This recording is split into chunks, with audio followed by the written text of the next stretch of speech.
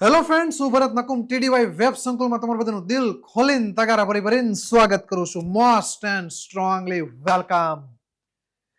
દ્વિચલ સુરેખ સમીકરણ યુગ્મ ધોરણ 10 પ્રકરણ 3. ઘણા બધાની સ્ટુડન્ટની ઓલી રિક્વેસ્ટ હતી કે સાહેબ તમે છે ને ત્રીજું ચેપ્ટર લઈને આવો ને તમે છે ને ત્રીજું ચેપ્ટર લઈને આવો ને. તો હવે આપણે ત્રીજું ચેપ્ટર લઈને આવી ગયા છીએ. તમારા ભાઈબંધ મિત્રો છે એને તમે જાહેર કરી દેજો કે આપણે ત્રીજું ચેપ્ટર આવી ગયું. દ્વિચલ સુરેખ સમીકરણ યુગ્મ ત્રીજું ચેપ્ટર આવી ગયું છે. જે મિત્રને આ ચેપ્ટરમાં ડખો હોય, તકલીફ હોય, તો એવા લોકોને તમે વિડીયો અચૂક શેર કરી દેજો. ચેપ્ટર આપણે 2 ભાગમાં રેકોર્ડેડ જોશું. પહેલા આપણે શાંતિથી બધું સમજતા જશું અને એની પછી આપણે આગળ બીજો હજેકાનો સેશન આવશે, પાર્ટ 2 આવશે રેકોર્ડેડમાં. એટલે અડધું ચેપ્ટર આપણે આમાં સમજીશું અને બાકીનું અડધું બીજા પાર્ટમાં સમજીશું. સૌથી પહેલા તો સાહેબ ચોકલેટું કેમ એવી? તો આ જે ચોકલેટું છે ને, હવે આનો ભાવ મને ખબર નથી. આ ચોકલેટું છે એનો ભાવ મને નથી ખબર. તો ઘણા સ્ટુડન્ટ કહે સાહેબ મને ખબર છે. એટલે આ તમને ખબર હોય, તમારા આની લેવડ દેવડ હોય, પણ આનો આપણને અત્યારે ભાવ નથી ખબર કે આ ચોકલેટ એક કેટલા રૂપિયાની મન નથી ખબર. એવી રીતે આ ટોય કાર છે, તો એક ટોય કાર કેટલાની એ મન નથી ખબર. પણ જો હું 4 ચોકલેટ અને 4 ટોય કાર ખરીદું ને તો એના ટોટલ રૂપિયા 120 થાય. ટોટલ રૂપિયા કેટલા થાય? 120. આ 4 ચોકલેટ અને 4 ટોય કાર ખરીદું ને તો 120 રૂપિયા થાય. પણ સાહેબ ચોકલેટની તો આપણને ભાવ જ નથી ખબર. માની લો કે એક ચોકલેટ X રૂપિયાની આવે, તો આ એના જેવી છે, તો આ પણ X રૂપિયાની, આ પણ X રૂપિયાની, આ પણ X રૂપિયાની. તો ટોટલ કેટલા થાય? 4X રૂપિયા થયા. 4 ચોકલેટનો ભાવ કેટલો મને નથી ખબર, પણ એક ચોકલેટ જો X રૂપિયાની હોય તો 4 ચોકલેટ 4X ની હોય. સાહેબ એક ટોય કાર કેટલાની મને નથી ખબર. માની લો કે Y રૂપિયાની હોય, તો આ સરખી છે, આ પણ એ જ છે ને આ પણ આ જ છે, તો 4Y થાય. તો 4X આ છે શું? 4Y આ છે શું? તો X એટલે તો કે સાહેબ એક ચોકલેટની કિંમત.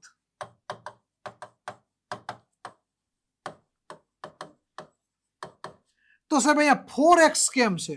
તો કે 4 નંગ છે ને એટલે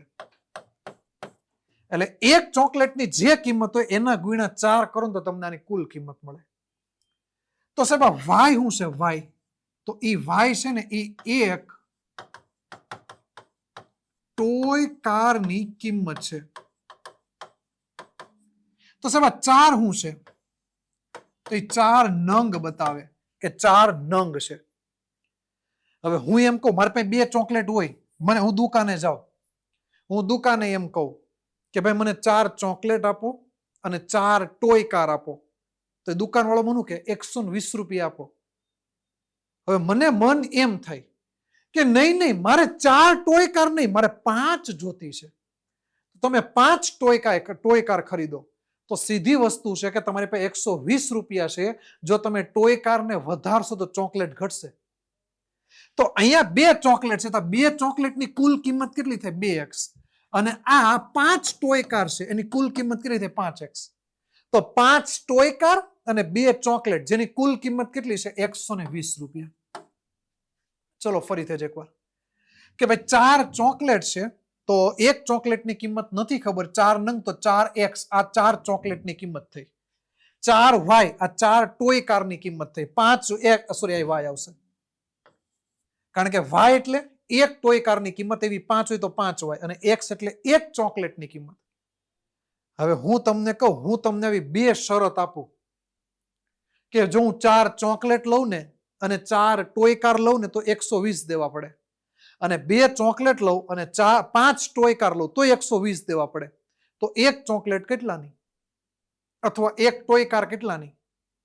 તો બસ આ જ આપણે આ ચેપ્ટરમાં કરવાનું છે કે તમને આવી બે કન્ડિશન આપે, એમાંથી આપણે ગોતવાના કે ભાઈ એક કારની કિંમત કેટલી, એક ચોકલેટની કિંમત કેટલી, એ આપણે ગોતવાનું. તો ચેપ્ટરનો મેન હેતુ જ આ છે કે તમને આવી શરતો આપે ને આના ઉપરથી ગોતવાનું, અને મજા આવે આમાં. જો હું તમને કહું કે આપણે કાર અને ચોકલેટની કિંમત કેટલી ઈ જોતી છે, પણ હું તમને એમ કહું સાહેબ આપણે કાર અને ટોય કાર અને ચોકલેટની કિંમત જોતી છે, પણ તમે થોડુંક વિચારો ને તો હકીકતમાં તમારે શું જોતી ખબર? હકીકતમાં એક ચોકલેટની કિંમત X રૂપિયા છે. માની લો કે આ ચોકલેટની કિંમત 10 રૂપિયા હોય ને, તો આ એકની 10, આની 10, આની 10 ને આની 10, ટોટલ 40 રૂપિયા થાય. તો 10 ગુણ્યા 4 એટલે 40. તો હકીકતમાં મારે ચોકલેટની કિંમત અને કારની કિંમત, એનો મતલબ મારે Y અને X આ બંનેની કિંમત જોતી.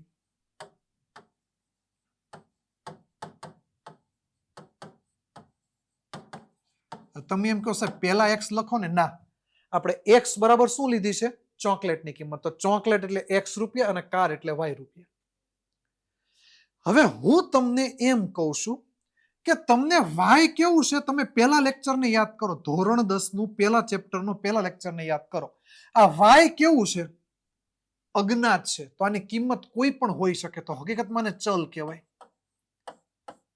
તમને જેની કિંમત ખબર ના હોય તો એને શું કહેવાય? ચલ કહેવાય. તો આ X પણ શું છે? ચલ, કારણ કે એની કિંમત આપણને ખબર નથી. એની કિંમત આપણને ખબર છે? ના, આપણને કિંમત ખબર નથી. તો આને પણ શું કહેવાય? ચલ. અને આને પણ શું કહેવાય? ચલ. તો બંને શું થાય? ચલ થાય, કે ચલની કિંમત જોઈએ છે આપણે હકીકતમાં. એટલે હકીકતમાં Y અને X ની કિંમત જોઈએ એટલે ચલની કિંમત જોઈએ છે. આ ખબર પડી ને તો કોમેન્ટ જરીક કરી દેજો કે કાર અને ચોકલેટની કિંમત કેટલી, તો Y અને X ની કિંમત જોઈએ છે આપણે હકીકતમાં. અને X અને Y એટલે ચલ થાય, તો ચલની કિંમત આપણે જોઈએ છે હકીકતમાં. શેની કિંમત જોઈએ છે? ચલની કિંમત આપણે હકીકતમાં જોઈએ છે. હવે ચલની કિંમત જોતી હોય ને, આ જે ચલ છે ને, ચલ, એની કિંમત જોતી હોય ને, તો એને ગણિતની ભાષામાં શું કહેવાય ખબર? ઉકેલ જોઈએ છે. શું કહેવાય? ઉકેલ કહેવાય. જો ફરીથી કહું, કાર અને ચોકલેટની કિંમત કેટલી મારે એ જાણવું છે. મેં તમને કન્ડિશન આપી, તેમાં એક કાર અને એક ચોકલેટની કિંમત કેટલી? કારણ કે જો મને એક ચોકલેટની કિંમત ખબર પડી જાય ને, તો 4 ચોકલેટની ખબર પડી જાય, 2 ચોકલેટની ખબર પડી જાય. કે ભાઈ માની લો એકની કિંમત 10 રૂપિયા આવે તો 4 ની 40 થાય, 2 ની 20 થાય. એક કાર માની લો 20 રૂપિયાની હોય તો 4 કારના 80 રૂપિયા થાય, 5 કારના 100 રૂપિયા થાય. એટલે મારે ખાલી એકની કિંમત ખબર પડે ને તો મને બાકીનાની ખબર પડી જાય. હવે અહીંયા હકીકતમાં તમારે એકની કિંમત જોતી, એટલે કે ચલની કિંમત જોઈએ છે. કોની કિંમત જોઈએ? ચલ. કારણ કે X અને Y આપણને ખબર નથી. તો ચલની કિંમત જોતી, તેને ગણિતની ભાષામાં શું કહેવાય? આપણે ઉકેલ જોતો. એટલે ઉકેલનો મતલબ એવો થશે કે જે અજ્ઞાત છે ને એની આપણે જોઈએ છે. હવે હું એ તમને કહું, હવે જોજો, હવે ચેપ્ટરનું નામ પાડું છું હું. હવે હું ચેપ્ટરનું નામ પાડું છું.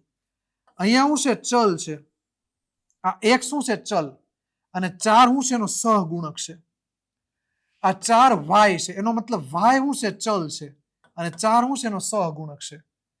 તો ચલ કેટલા થયા? 2. આ 1 અને 2. તો આને શું કહેવાય? દ્વિચલ. 2 ચલ થયા. આ X1 અને Y2. આ X અને Y 2 ચલ થયા. હા, બીજી વસ્તુ, ચલની ઘાત કેટલી છે? સાહેબ એકેય નહીં. જેને એકેય ઘાત નહીં એને એક ઘાત તો હોય. જેને એકેય ઘાત નહીં એને એક ઘાત તો હોય. તો એક ઘાત તો એને આપણે શું નામ આપેલું છે? યાદ આવે? ગયા ચેપ્ટરમાં યાદ કરો તો શું નામ આપેલું છે? સુરેખ. સુરેખ બહુપદી. એની પછી શું છે? સમીકરણ યુગ્મ. યુગ્મ એટલે ખબર? જોડી થાય, પેર થાય. સમીકરણને આપણને 2 જોડી છે. જો એક જોડી છે, સોરી, 2 સમીકરણ એને એક જોડી કહેવાય, એક યુગ્મ કહેવાય. તો આ 4x + 4y બરાબર 120 અને 2x + 5y = 120. તો અહીંયા આપણને બે સમીકરણની જોડી છે. તો આટલા માટે આપણા ચેપ્ટરનું નામ પડ્યું દ્વિચલ સુરેખ સમીકરણ. હવે દ્વિચલ સુરેખ સમીકરણ છે એમાં જે અજ્ઞાત છે, અજ્ઞાત કોણ છે તો કે ચલ. અજ્ઞાત કોણ છે તો કે સાહેબ ચલ. તો અજ્ઞાત ચલ છે તો આપણે એની જ કિંમત શોધવાની છે. કોની કિંમત શોધવાની છે? તો જે અજ્ઞાત છે ને એની જ કિંમત શોધવાની છે.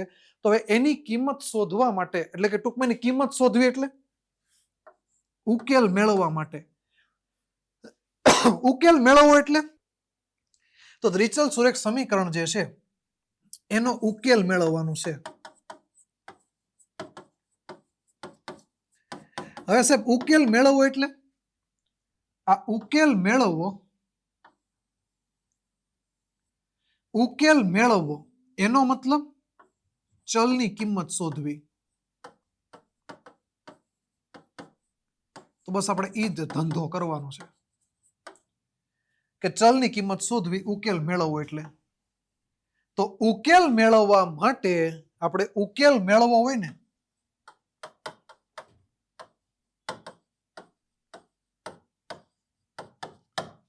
આપણા આ ચેપ્ટરમાં આ x અને y ની કિંમત શોધવા માટે આપણા આ ચેપ્ટરમાં 3 રીત આપેલી છે. કેટલી રીત? 3 રીત આપેલી છે.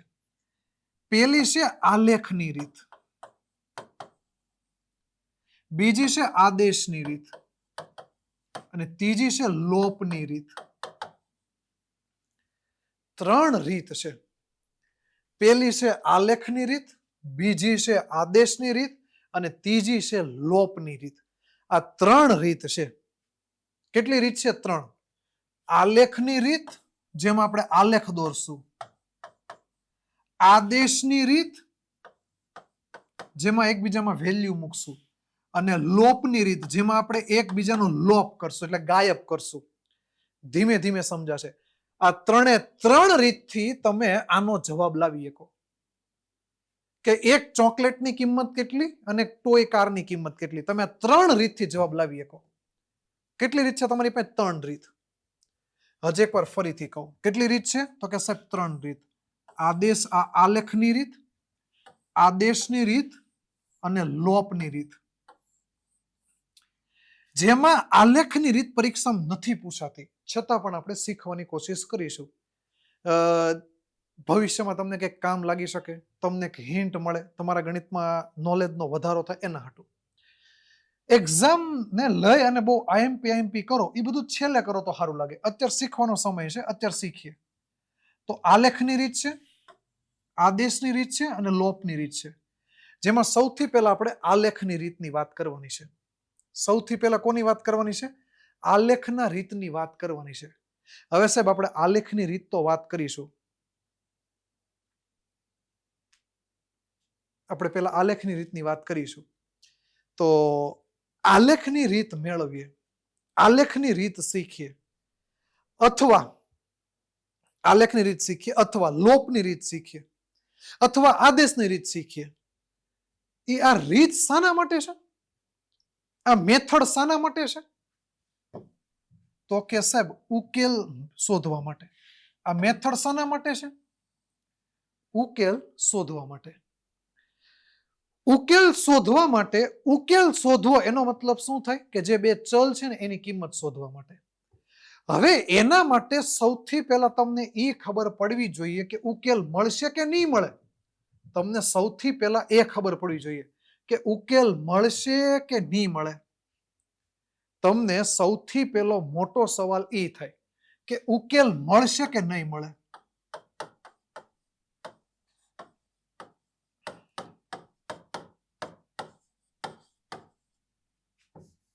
મળશે કે કેમ? સૌથી પહેલો સવાલ આ છે, ઉકેલ મળશે કે કેમ? કે તમે ભાઈ ગમે રીત કરો, તમે આમાંથી ગમે રીત કરો, પણ ઉકેલ મળશે? તો એની કન્ડિશન છે, પેલું તમને ઉકેલ 1 મળે. 1 એટલે અનન્ય.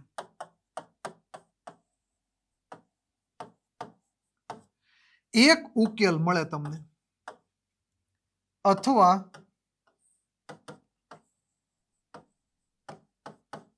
અનંત ઉકેલ મળે અથવા ઉકેલ ના મળે,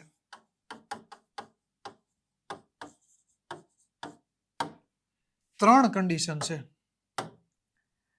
એક ઉકેલ મળે અથવા તો અનંત ઉકેલ મળે, એટલે કે એકની અઢળક ઉકેલ મળે, ગણીનો એક એટલા ઉકેલ મળે, કાં તો ઉકેલ મળે જ નહીં. તમે કોઈ પણ દાખલો સોલ્વ કરશો ને એમાં ઉકેલ મેળવવા માટે, એટલે ચલ એક્સ અને વાય ની કિંમત શોધવા માટે, તો એમાં તમને કાં તો એક જ જવાબ મળશે કે ભાઈ એક્સ બરાબર એટલા અને વાય બરાબર એટલા, કાં તમને અઢળક ઉકેલ મળે, કાં તમને ઉકેલ મળે જ નહીં. એટલું પોસિબલ થાય. હવે આમાં સાહેબ આપણને કઈ રીતે ખબર પડે કે એક જ ઉકેલ મળે અથવા અનંત ઉકેલ મળશે કે લાટ બધા ઉકેલ મળે અથવા તો ઉકેલ ના મળે? આ આપણને કઈ રીતે ખબર પડે? તો એ આપણને એ રીતે ખબર પડે કે આપણું જે દ્વિચલ સુરેખ સમીકરણ છે, દ્વિચલ સુરેખ સમીકરણ છે. હવે આપણું જે દ્વિચલ સુરેખ સમીકરણ છે એ કયું છે? એ એક્સ બી વાય બરાબર, આપણે એક કામ કરીએ, આ નામ જ રાખીએ, પ્લસ સી બરાબર 0. હવે ઘણા સવાલ થાય કે સાહેબ અહીંયા તો એવું નથી, શરૂઆતમાં છે, તમે થોડુંક નોટિસ કરો, 120 ને બરાબરની આ બાજુ લઈ લો એટલે માઇનસ થઈ જશે, અહીંયા બરાબર 0 થઈ જશે, એટલે આ સેમ આવું રૂપ ધારણ કરી લેશે. એટલે દ્વિચલ સુરેખ સમીકરણ આ એનું તમને જનરલી આવું રૂપ જોવા મળે, એ x plus B Y plus C, જેમાં એ બરાબર શું આવે? તો આ એક્સ ચલ છે એનો સહગુણક,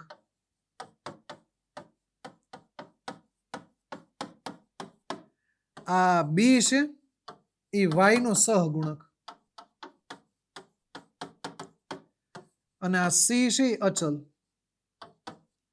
અહીંયા જો જેવી રીતે કે ભાઈ 4 શું છે, તો કે સાહેબ આ એક્સ નો ગુણક છે, એટલે આ 4 ને શું કહેવાય? ચલ એક્સ નો સહગુણક.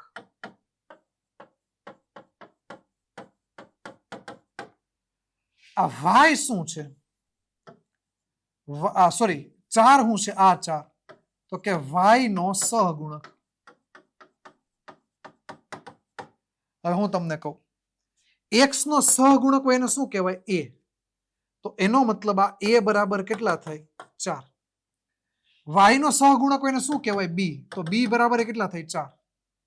તો અગેન સર ચલ એક્સ નો સહગુણક છે.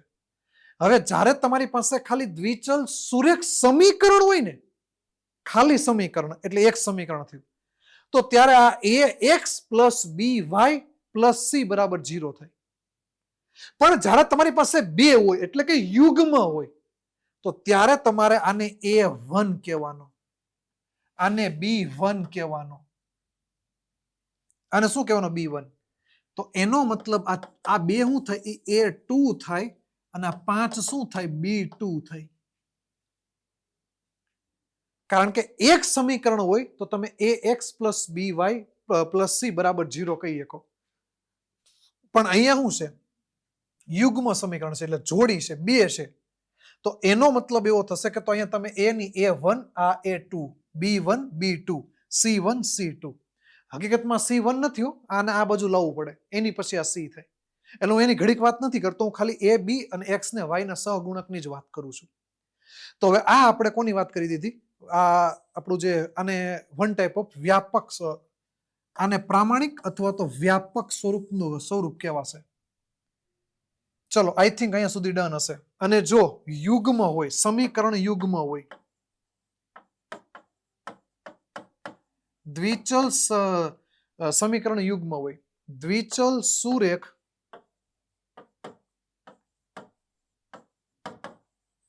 સમીકરણ યુગ્મ હોય, તો એના બે સૂત્ર થશે. યુગ્મ એટલે બે કહેવાય,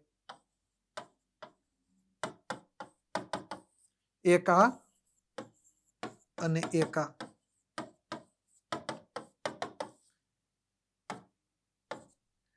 આપણી પાસે આ બે સૂત્ર આવે.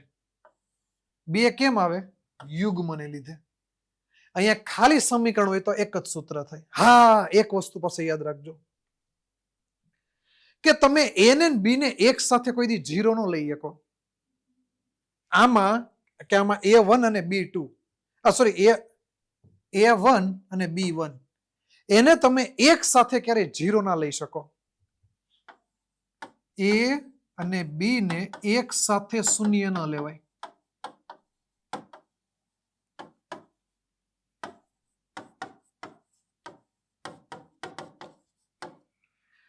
A અને B ને એક સાથે શૂન્ય ના લઈ શકાય, અથવા તો A1 અને B1 એને એક સાથે શૂન્ય ના લેવાય. A2 અને B2 એને તમે એક સાથે શૂન્ય ના લઈ શકો. ઓકે, અને આમાં જો જ્યારે આવું હોય તો ત્યારે A² પ્લસ B² એના બરાબર 0 ન થવો જોઈએ. આ પણ વસ્તુ, આ પણ કન્ડિશનને ધ્યાનમાં રાખવાની. ચલો, તો આ એટલી વસ્તુ હતી. હવે આમાંથી હું તમને કહું, હવે આમાંથી હવે અહીંયાથી ઇમ્પોર્ટન્ટ વસ્તુ શરૂ થાય છે. હું હજી એકવાર તમને લખાવું કે ભાઈ આપણી પાસે દ્વિચલ સુરેખ સમીકરણ યુગ્મ છે. શું છે? દ્વિચલ સુરેખ સમીકરણ યુગ્મ. આના આપણી પાસે વ્યાપક સ્વરૂપ બે છે. A1x B1y C10. A2x B2y C20. આપણી પાસે બે સૂત્રો છે. હવે અહીંયા ખાસ ધ્યાન આપવું. ધ્યાન શું આપવાનું? કે મારે એ જાણવું છે કે ઉકેલ મળશે કે નહીં મળે. હું જ એકવાર ફરીથી કહું. અહીંયા જો આપણે આ બે વસ્તુ લીધી છે, તો આ શું કહેવાય? A1x B1y એ રીતે કહેવાય. તો હવે આનો આ સમીકરણ છે, ઉકેલ છે કે નહીં, તો એ જાણવા માટે હું શું કરી શકું? એ જાણવા માટે મારે ભાગાકાર કરવાનો. કેવું? A1 ના છેદમાં A2. આ ભાગાકાર કરો અને એની જોડે જોડે હજેક ભાગાકાર કરવાનો. B1 ના છેદમાં B2. જો આ બે બરાબર ન થાય તો તમારા ગાડી અહીંથી આગળ ન વધારવાની. અહીંયા જ ગાડીને ફૂલ સ્ટોપ આપી દેવાનો, અથવા ગાડીને ઓલવી નાખવાની. હજે એકવાર ફરીથી કહું. A1 ના છેદમાં A2, A1 એના છેદમાં A2 અને B1 ના છેદમાં B2. એ જો બંને ઇક્વલ ના થાય તો એનો મતલબ એ ઘડીક પછી કહું. હવે બીજી કન્ડિશન કહું. માની લો સાહેબ A1 ના છેદમાં A2 એના બરાબર B1 ના છેદમાં B2 ઇક્વલ થઈ જાય તો ગાડીને હજેક વાર આગળ વધારો. C1 ના છેદમાં C2 આ ઇક્વલ ન થાય. આવું પણ કન્ડિશન બને. ત્રીજી કન્ડિશન, A1 ના છેદમાં A2 B1 ના છેદમાં B2 અને C1 ના છેદમાં C2. સૌ પ્રથમ ઇક્વલ નથી થતું. એની પછી જો ઇક્વલ થાય તો એની પછી ઇક્વલ નથી થતું. અને એની પછી જો ઇક્વલ થાય તો બસ હવે ગાડી હાંકાત નહીં કરવાની. તમને 3 કન્ડિશન મળે. કાં તો શરૂઆતમાં જ વાત આગળ નહીં હાલે, એની પછી થોડીક હાલશે તો વચ્ચેથી સ્ટોપ થશે, અને એની પછી સંપૂર્ણ વાત થઈ જશે. એટલે કે હું એવું કહેવા માંગુ છું કે ભાઈ અહીંયા આપણને ઇક્વલ નહીં થાય તો હવે તમારે અહીંયા આગળ વધવાની જરૂર જ નથી. અહીંયા તમારે ઇક્વલ થાય તો હજેક વાર જોઈ લેવાનું ઇક્વલ થાય છે કે નહીં. નથી થતું તો કાં તો થશે. મેન તમારે સૌથી પહેલા શું જોવાનું? આ વસ્તુ કે જો ઇક્વલ ન થાય તો ગાડી સ્ટોપ કરી દેવાની. ઇક્વલ થઈ જાય તો ગાડીને એક સ્ટેપ આગળ લેવાની. ગાડીને તમે એક સ્ટેપ આગળ લેશો એટલે કાં તો ઇક્વલ થશે કાં તો ઇક્વલ નહીં થાય. સાહેબ તમે આ શું બોલો છો? ઉદાહરણ લઈને સમજો. હું તમને એક જ મિનિટ ઉદાહરણ લઈને સમજાવું આપણે ટેક્સ્ટ બુકનું. આપણા ટેક્સ્ટ બુકનું ઉદાહરણ લઈને સમજાવું. આપણી ટેક્સ્ટ બુકમાં એક ઉદાહરણ આવું આપેલું છે. આપણી ટેક્સ્ટ બુકમાં એક આવું ઉદાહરણ આપેલું છે x - 2y એના બરાબર 0, 3x + 4y - 20 એના બરાબર 0. આ પહેલું ઉદાહરણ થયું. બીજું ઉદાહરણ 2x + 3y - 9 બરાબર 0, 4x + 6y - 18 એના બરાબર 0. અને ત્રીજું ઉદાહરણ ax + 2y - 4 બરાબર 0,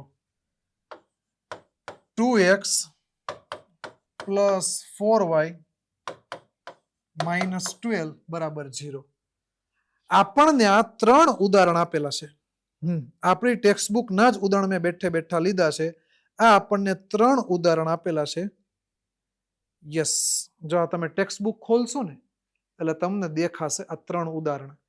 x - 2y બરાબર 0, 3x + 4y - 20 બરાબર 0, પછી 2x + 3y - 9, 4x + 6y - 18, x + 2y - 4, 2x + 4y - 12. તમને આ 3 ઉદાહરણ દેખાશે. ચલો સર, 3 ઉદાહરણ છે એ આપણે જોઈ લીધા.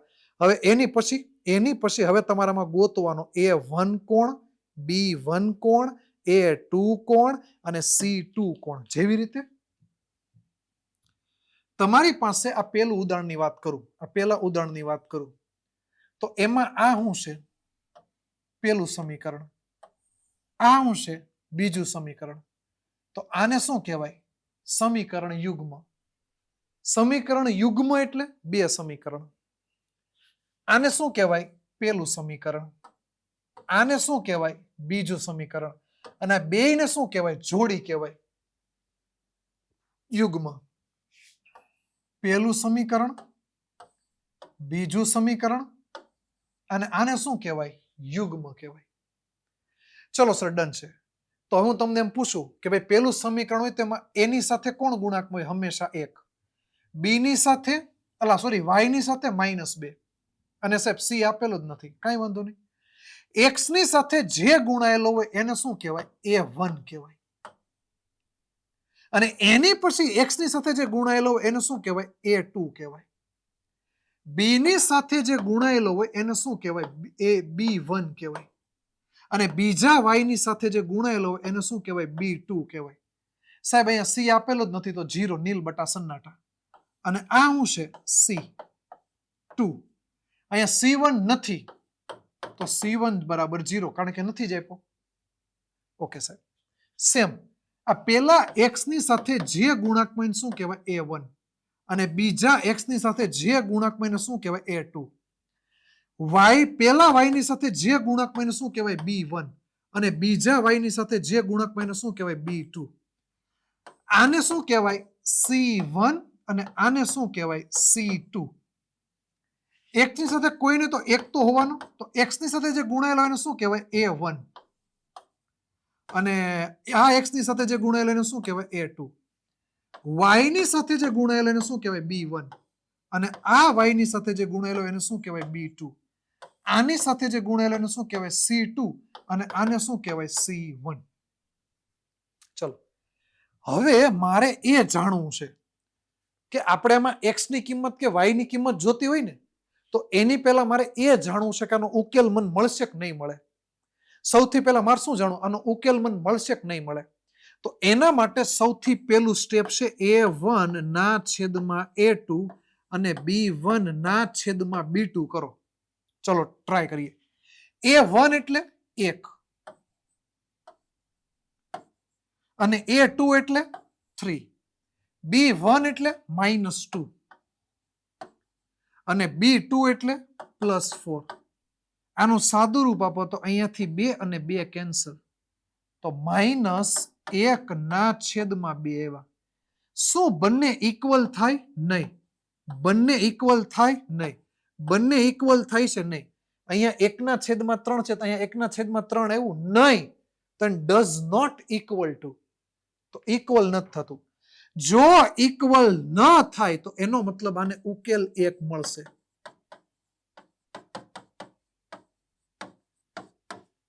જો ઇક્વલ ન થાય તો ઉકેલ 1 ઉકેલ મળે.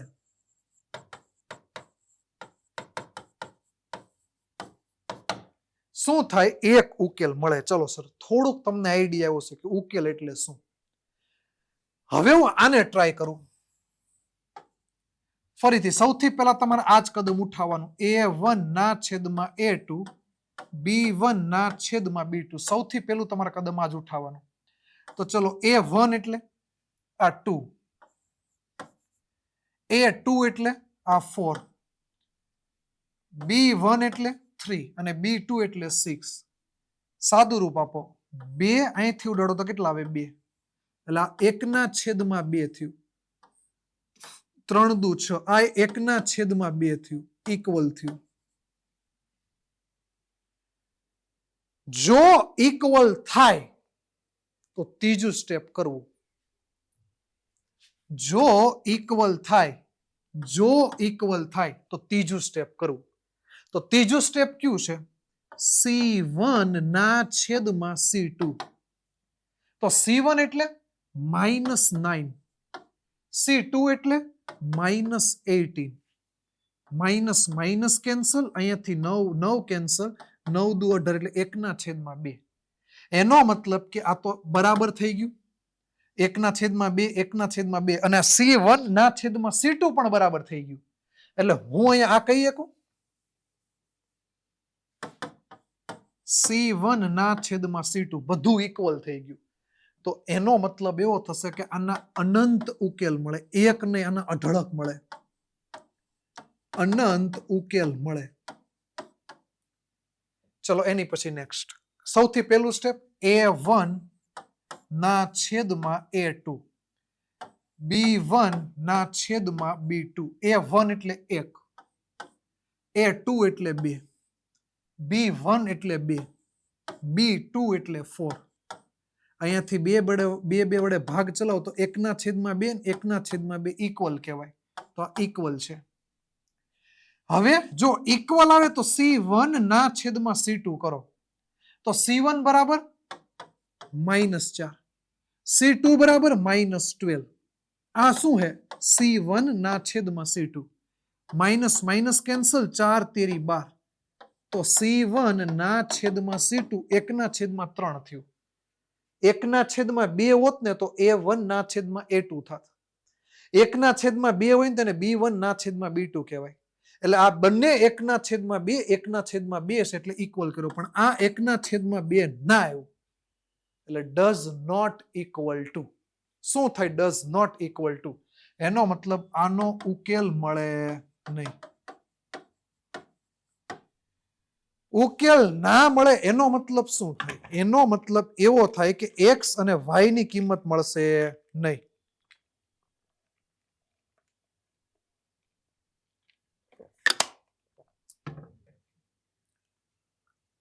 એક મિનિટ, એક જ મિનિટ.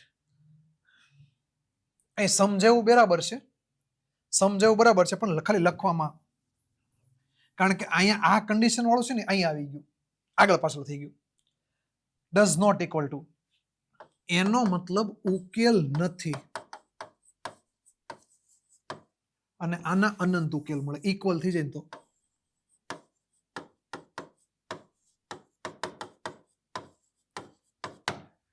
કારણ કે આ કન્ડિશન છે, આ કન્ડિશન બધા ઇક્વલ વાળી કન્ડિશન, બધા ઇક્વલ વાળી કન્ડિશન છે. એ અહીંયા આપણે ત્રીજી લખી, આમાં બીજી છે એટલે ખાલી થોડુંક ઓલું લખાઈ ગયેલું છે. તો આનાથી આપણને હવે આઈડિયા આવી ગયો છે કે ભાઈ ઉકેલ મળે છે કે નથી મળતો. ઉકેલ મળે છે કે નથી મળતો. ચલો હવે આમાં થોડીક હું એક્સ્ટ્રા વાત કરું. જો તમને ઉકેલ મળે, તો એનો મતલબ શું થાય? એનો મતલબ એવો થાય કે, એક મિનિટ, એનો મતલબ થાય ને એની પહેલા હું તમને કહું. આપણી જે બહુપદી છે અથવા તો સમીકરણ છે એ કેવું છે? સુરેખ. યાદ કરો, મેં તમને બહુપદીના ચેપ્ટરમાં ભણાવ્યું હતું કે કોઈ પણ સુરેખ બહુપદી હોય તો એનો ગ્રાફ હંમેશા કેવો હોય? યાદ આવે છે? એનો ગ્રાફ હંમેશા કેવો હોય? યાદ આવે છે? કોમેન્ટ કરો તો. તમને યાદ આવે છે? કોમેન્ટ કરો તો. એનો ગ્રાફ હંમેશા કેવો હોય? યાદ આવતો હોય તો મને તમે જરીક કોમેન્ટ કરો કે ભાઈ એનો ગ્રાફ હંમેશા રેખા હોય. એનો ગ્રાફ હંમેશા કેવો હોય? તો કે સાહેબ રેખા હોય. હવે એનો ગ્રાફ હંમેશા રેખા હોય તો આને વન ટાઈપ ઓફ રેખા જ કહેવાય. આને શું કહેવાય? વન ટાઈપ ઓફ રેખા જ કહેવાય. એટલે અહીંયા આપણી પાસે શું થાય છે ખબર? બે રેખા મળે છે આપણને. હકીકતમાં આ પહેલી રેખા અને એના નીચે છે આ બીજી રેખા. હકીકતમાં શું બતાવે છે? બે રેખા બતાવે છે. કારણ કે કોઈ પણ સુરેખ સમીકરણ હશે ને, કોઈ પણ સુરેખ સમીકરણ હશે ને, તો એ સુરેખ સમીકરણનો ગ્રાફ હંમેશા રેખા જ બને. હંમેશા શું બને? રેખા જ બને. તો હવે આપણને જ્યારે આ રેખા એટલે કે જે સુરેખ સમીકરણ છે, રેખા એટલે કે જે સુરેખ સમીકરણ છે, એનો જ્યારે આપણને ઉકેલ મળે ને તો એને શું કહેવાય? આ રેખા સુસંગત છે. ઉકેલ મળે ને તો એને શું કહેવાય? બીજી ભાષામાં સુસંગત છે. અને ઉકેલ ન મળે ને તો સુસંગત નથી. સુસંગત નથી. સાહેબ અહીંયા ઉકેલ અનંત મળે. ઉકેલ મળે છે તો એનો મતલબ આ શું છે? સુસંગત છે. જો તમને ઉકેલ મળે તો સુસંગત છે. જો ઉકેલ નથી મળતો તો સુસંગત નથી. ઉકેલ મળે તો સુસંગત છે. એ એક મળે કે અનંત મળે, ઉકેલ મળવા એને લેવા દેવા છે. ઉકેલ ના મળે સુસંગત નથી.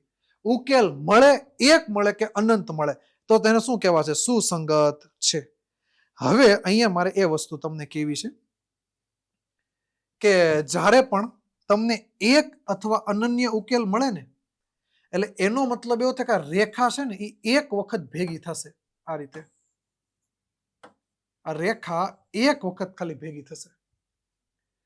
જો ઉકેલ નથી મળતો તો એ ક્યારેય ભેગી જ નહીં થાય. અને ક્યારેય ભેગી નહીં થાય ને એના માટે એને સમાંતર થવું પડે. રેલના પાટા હોય ને એ કોઈ દી ભેગા ન થાય. જો એ ભેગા થઈ જાય ને તો રેલ આખી ભેગી થઈ જાય. રેલમાં બેઠા હોય ને પૃથ્વી ઉપરથી ભેગા થઈ જાય. આ રેલના પાટાને કોઈ દમ ભેગા ન થઈ જાય. રેલના પાટાને દિશા બદલાવા પાટા આમ થાય પણ પાટા આમ ભેગા ન થાય. જેથી પાટા ભેગા થઈ જાય ને તેથી ના રેલમાં બેઠેલા બધા પૃથ્વી ઉપરથી ભેગા થઈ જાય.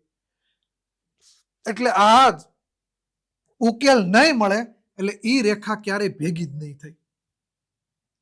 અને અનંત ઉકેલ મળે, અનંત ઉકેલ મળે એનો મતલબ આ રેખા નીકળી ભેગે ભેગી જ છે.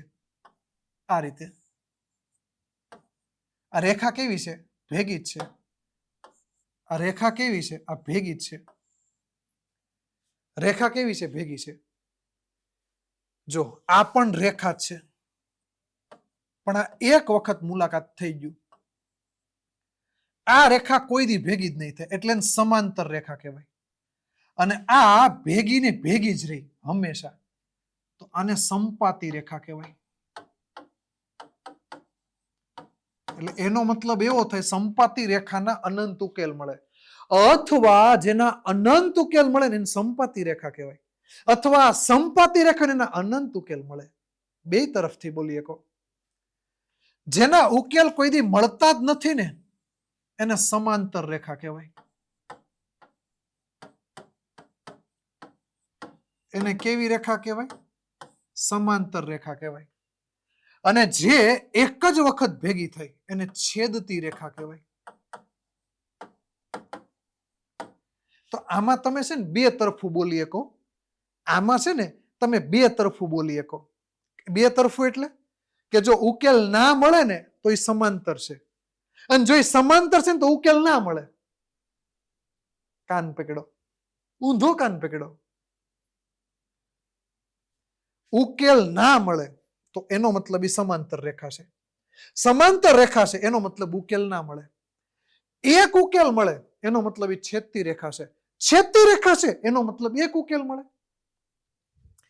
અનંત ઉકેલ મળે એનો મતલબ એ સંપાતી રેખા છે. સંપાતી રેખા છે તો એના અનેક ઉકેલ છે.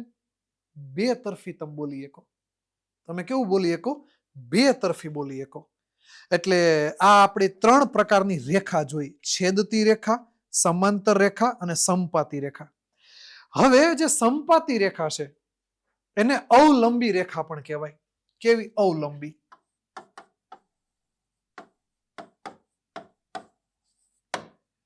ચલો, તો આ મેં તમને કીધું, અને ખાસમ ખાસ તમારે યાદ રાખવું.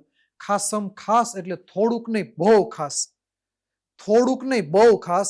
અને ખાસમ ખાસ મેં જેટલા પણ મુદ્દા કીધા એ બધા તમને યાદ રહેવા જોઈએ, ફરજિયાતમાં છે. ઓકે, આપણે થોડાક દાખલા સોલ્વ કરીએ એટલે તમને ખબર પડે કે આનો ઉપયોગ આપણે કઈ રીતે કરીએ છીએ. થોડાક દાખલા સોલ્વ કરીએ આપણે એટલે તમને એક આઈડિયા આવે કે ભાઈ આપણે ઉકેલ આ બધું જે માથાકૂટ કરીએ છીએ એકચ્યુઅલીમાં છે શું. ચલો, સ્વાધ્યાયના દાખલા આપણે સોલ્વ કરીએ એટલે તમને એક આઈડિયા આવશે. સ્વાધ્યાય 3.1 સવાલ 2 એનો પેટા સવાલ 1. નીચેના સુરેખ સમીકરણ યુગ્મથી બનતી રેખાઓ. યાદ રાખજો, સુરેખ સમીકરણ યુગ્મથી હંમેશા રેખા બને, એક બિંદુમાં છેદે છે, કે સમાંતર છે અથવા સંપાતી છે. આપણે ત્રણ જ રેખા જોઈ. એક બિંદુમાં છેદે અને છેદતી રેખા કહેવાય. એક બિંદુમાં છેદે, જે છેદે જ નહીં ક્યારેય એને સમાંતર કહેવાય. અને જે હંમેશા છેદેલી જ હોય એટલે કે સંપાતી, એકબીજાની માથે આ રીતે હોય. તો આમાંથી આ કઈ છે? કઈ છે? નીચેના આ સુરેખ સમીકરણ તમને બે આપ્યા, એના સમીકરણ યુગ્મથી બનતી રેખાઓ એક બિંદુમાં છેદે છે કે સમાંતર છે અથવા તો સંપાતી છે. તેમ A1 ના છેદમાં A2, B1 ના છેદમાં B1 અને અહીંયા ટાઈપિંગ મિસ્ટેક છે, અહીંયા B2, અહીંયા C2.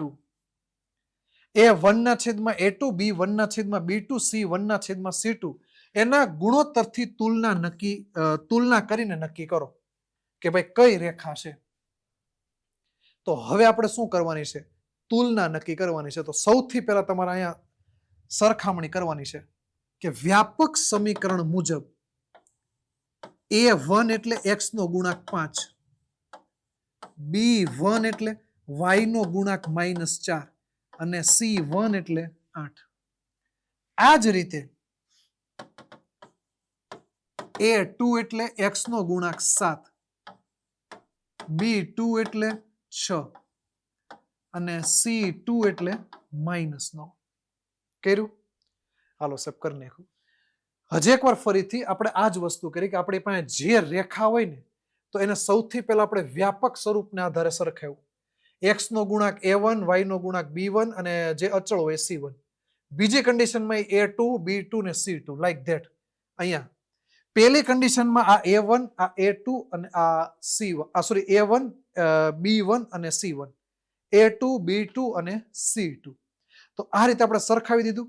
હવે મેં તમને શું કીધું હતું? સૌથી પહેલા તમારે કયું કામ કરવાનું? A1 ના છેદમાં A2 નું કામ કરવાનું. સૌથી પહેલું કામ તમારે આ કરવાનું. અને એની પછી કયું કામ કરવાનું? B1 ના છેદમાં B2 કામ કરવાનું. તો ચલો, A1 એટલે 5, B1 એટલે 7. કઈ છેદ ઉડે છે? ના, તો કઈ કરવાનું જ નહીં. એની પછી B1 એટલે -4 અને B2 એટલે +6. તો અહીંયાથી 2 ઉડે તો 2, અહીંથી 2 ઉડે તો 3. તો જવાબ શું આવે?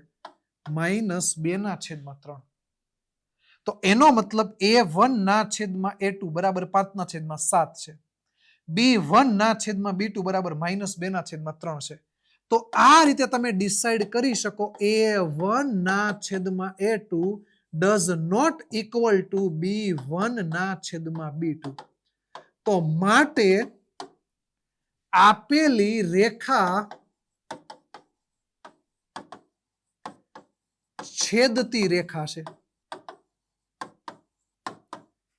કારણ કે જ્યારે A1 ના છેદમાં A2 બરાબર does not equal two B1 ના છેદમાં B2, એટલે એક ઉકેલ મળે ને એક ઉકેલ મળે એટલે એને છેદતી રેખા કહેવાય. જો એક ઉકેલ મળે તો એને શું કહેવાય? છેદતી રેખા કહેવાય.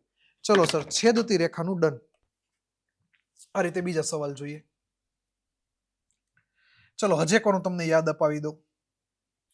સૌથી પહેલા તમારે આ ડિસાઈડ કરવાનું, A1 ના છેદમાં A2. એની પછી આ ડિસાઈડ કરવાનું, B1 ના છેદમાં B2. જો બંને ઇક્વલ થાય, જો પેલા ઇક્વલ ન થાય તો ગાડી અહીંયા સ્ટોપ થઈ ગઈ. હવે તમે દાખલો ગણો છો, એમાં તમે A1 ના છેદમાં A2 લેવા, B1 ના છેદમાં B2 લેવા ને ઇક્વલ થઈ ગયું, તો જ તમારે C1 ના છેદમાં C2 શોધવા જવું. અહીંયા ઇક્વલ ના થાય તો પછી C1 અને C2 ને કાંઈ કરવા જવાનું નહીં. જો આ ઇક્વલ થાય તો જ આ કરવા જવાનું, કાં તો ઇક્વલ થશે કાં તો ઇક્વલ નહીં થાય. જો ઇક્વલ થઈ જાય, બધું જ ઇક્વલ થઈ જાય, તો આને કેવી કહેવાશે? સમપાતી. અને જો આ ઇક્વલ ન થાય, આ ઇક્વલ ન થાય, તો પછી આને રેખાને કેવી કહેવામાં આવશે? સમાંતર. સિમ્પલ લોજિક છે, બહુ સિમ્પલ લોજિક છે. હા છે. ચલો હવે અહીંયા આપણે આ જ વસ્તુને જોઈએ. સૌથી પહેલા અહીં A1 બરાબર જે x નો પેલા ગુણાક હોય તે, x નો ગુણાક કોણ છે? 9.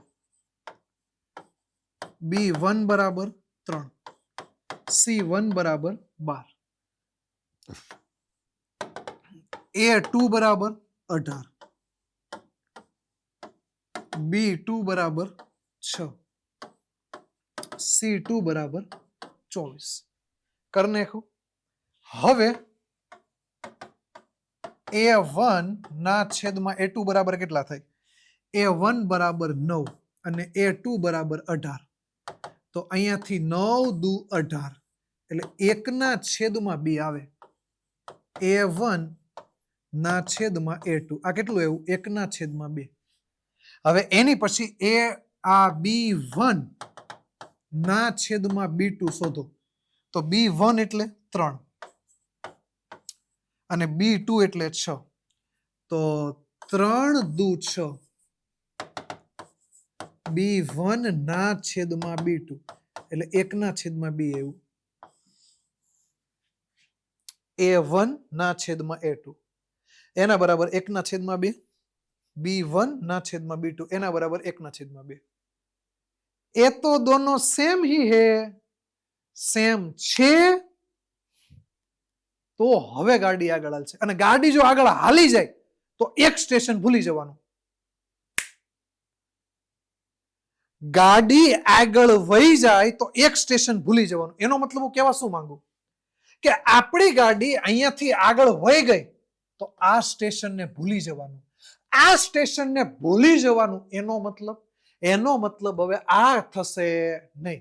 અને આ ન થાય એટલે આપણો જવાબ તો પેલી વસ્તુ છેદતી રેખા તો નહીં આવે. હવે મારો જવાબ શું બનશે? હવે આ મારો જવાબ હવે શું બનશે? કાં તો સંપાતી કાં તો સમાંતર. હવે ઈ નક્કી કોણ કરશે? C1 ના છેદમાં C2. C1 બરાબર કેટલા છે? 12. C2 બરાબર કેટલા છે? 24. 12 દુ 24. C1 ના છેદમાં C2 1 ના છેદમાં 2.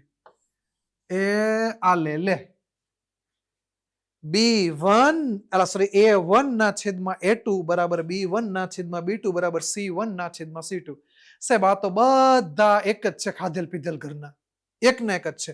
બધા કેવા છે? સમાન. તો અહીં જગ્યા નથી, પણ અહીં તમારે એવું લખવાનું કે આમ A1 ના છેદમાં A2 B1, હું આને જરીક જગ્યા કરીને લખું.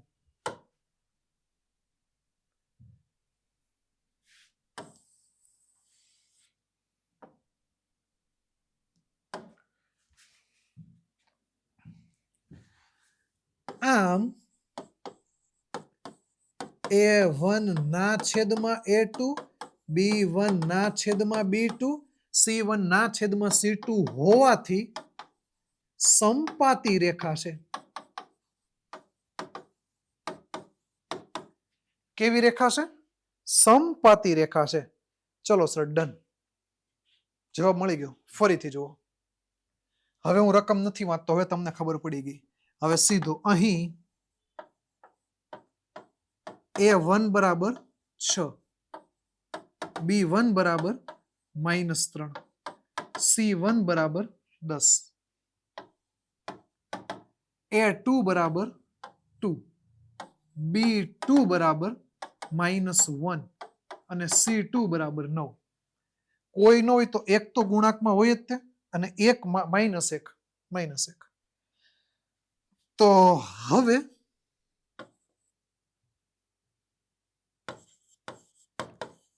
A1 ના છેદમાં A2 એના બરાબર કેટલા લેવાના? તો A1 એટલે 6, A2 એટલે 2. તો એના બરાબર 2 ઉડાડો તો 3 આવે, તો 3 ના છેદમાં 1 આવ્યું. A1 ના છેદમાં A2 3 ના છેદમાં 1. હવે B1 ના છેદમાં B2, B1 -3, B2 -1, B1 -3, B2 -1. તો આ 3 ના છેદમાં 1. A1 ના છેદમાં A2 બરાબર 3 ના છેદમાં 1. B1 ના છેદમાં B2 બરાબર 3 ના છેદમાં 1. સાહેબ આ તો બે ઇક્વલ થઈ ગયા. આ અને આ ઇક્વલ થઈ ગયા, એનો મતલબ એક સ્ટેશન આગળ વયા ગયા.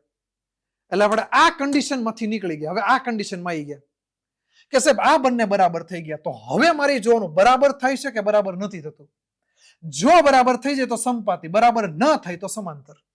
ચલો જુઓ. તો હવે C1 ના છેદમાં C2, C1 એટલે 10 ના છેદમાં 9. છેદ ઉડે નહીં. અરે ગાડી આપણી રૂકી ગઈ, આગળના સ્ટેશને ન ગઈ, અહીંયા સુધી જ ગઈ. જો આમ A1 ના છેદમાં A2, B1 ના છેદમાં B2, but does not equal to C1 ના છેદમાં C2. જેનાથી આપેલી રેખા કેવી હશે? તો કે સમાંતર છે.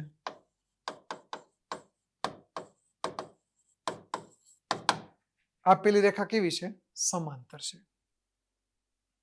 Simple, short and sweet.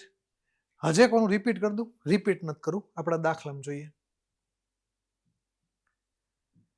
પેલી વસ્તુ તમે દાખલાને જોશો ને એટલે પેલા તો છે ને આ એના વ્યાપક સ્વરૂપમાં નથી. કયા સ્વરૂપમાં નથી? એના વ્યાપક સ્વરૂપમાં નથી. તો સૌથી પહેલું સ્ટેપ તમારું શું હશે કે આને પેલા વ્યાપક સ્વરૂપમાં કરવું. પહેલું સ્ટેપ કયું? વ્યાપક સ્વરૂપમાં તમારે એને પેલા બનાવવી. તો ચલો ભાઈ આને પેલા સૌથી પહેલા વ્યાપક સ્વરૂપમાં આપણે બનાવવાની કોશિશ કરીએ. તો એક મિનિટ. સુસંગત છે કે? એક મિનિટ, દાખલો ચેન્જ થઈ ગયો છે. હા, અહીંયા સ્વાધ્યાય 3.1 સવાલ 3 એનો પેટા 1. નીચેના સુરેખ સમીકરણ યુગ્મ સુસંગત છે કે સુસંગત નથી? મેં તમને કીધું હતું કે કોઈ પણ સુસંગત છે કે સુસંગત નથી એ ડિસાઈડ કઈ રીતે થાય? તો કે એના ઉકેલને આધારે. કોને આધારે? ઉકેલને આધારે. જો ઉકેલ મળે સુસંગત છે, ઉકેલ ના મળે સુસંગત નથી. સાહેબ ઉકેલ કઈ કન્ડિશનમાં મળે? તો જુઓ, A1 ના છેદમાં A2 અને B1 ના છેદમાં B2 does not equal two થાય એટલે આનો એક ઉકેલ મળે. એનો મતલબ આ સુસંગત છે. હવે A1 ના છેદમાં A2, B1 ના છેદમાં B2, C1 ના છેદમાં C2 આ સંપાતી છે. સંપાતી એટલે એનો ઉકેલ મળે. તો આ પણ સુસંગત છે. હવે જે ડઝ નોટ ઇક્વલ ટુ વાળી કન્ડિશન વિધી ને એ સુસંગત નથી, એ સુસંગત નથી. તો બસ હવે આમાં આપણે જ કરવું પડશે. સૌથી પહેલા તો આને વ્યાપક સ્વરૂપમાં ફેરવો. તો વ્યાપક સ્વરૂપમાં ફેરવવા માટે 3x + 2y આ 5 ને બરાબરની આ બાજુ લાવો એટલે માઇનસ થાય, -5 = 0. સેમ અહીંયા 2x - 3y આ 7 ને આ બાજુ લાવો તો -7 થાય, તો અહીંયા શું આવે 0. હવે તમે સરખાવી દો. અહીં a1 = 3, b1 = 2 અને c1 = -5. a2 = 2, b2 = -3 અને c2 = -7 થશે. હવે સાહેબ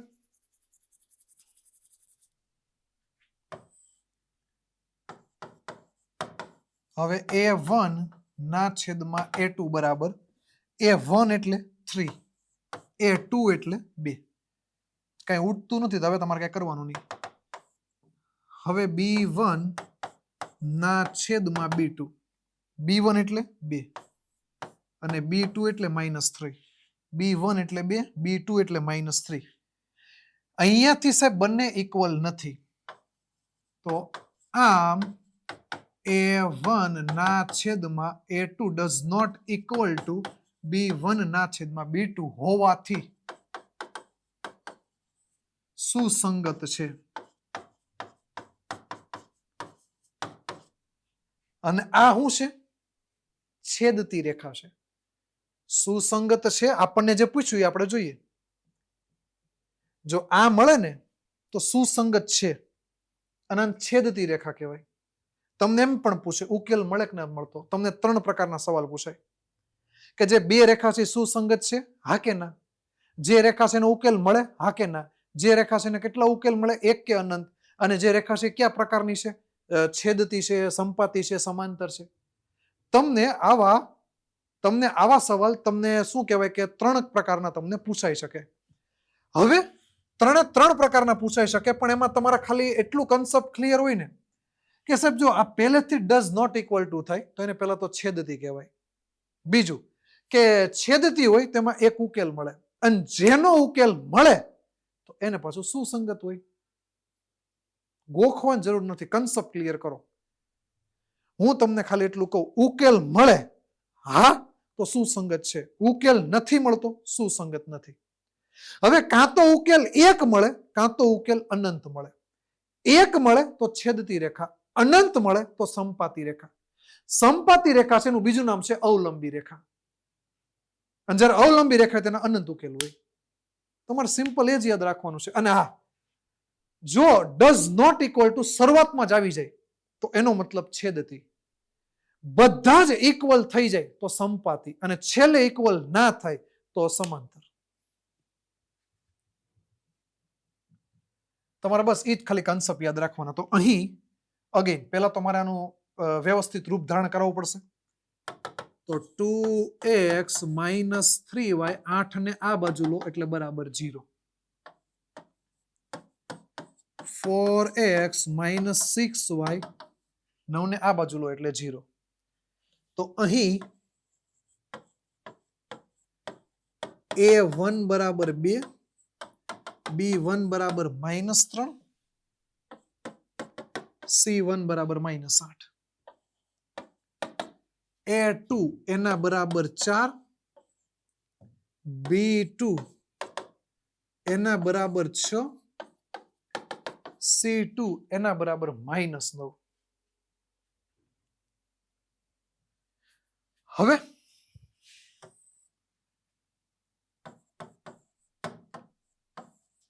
a1 ના છેદમાં a2 એના બરાબર 2 ના છેદમાં 4. છેદ ઉડાડો, 2 × 2 4 થાય તો 2 ઉડી જાય. અહીંયા 2 ઉડે તો 2 વધે.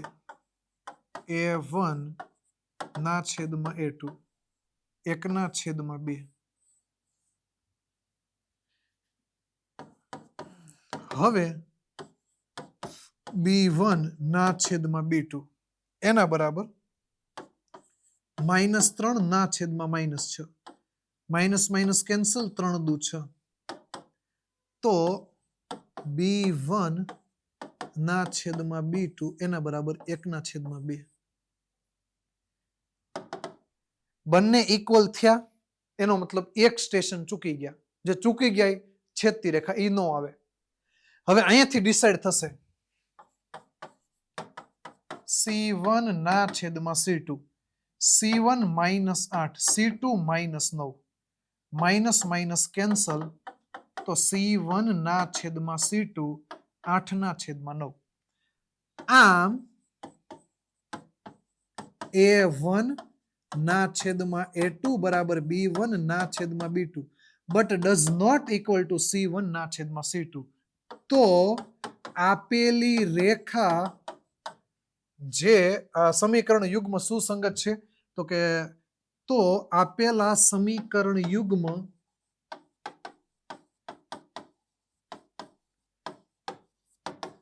સુસંગત નથી કેમ કારણ કે આ સમાંતર રેખા દર્શાવે આ શું બતાવે સમાંતર રેખા અને જે સમાંતર રેખા હોય ને તો એનો એક પણ ઉકેલ ના મળે અને જેનો ઉકેલ ના મળે તે સુસંગત ના જ હોય સિમ્પલ કન્સેપ્ટ ચલો ભાઈ બહોત બઢિયા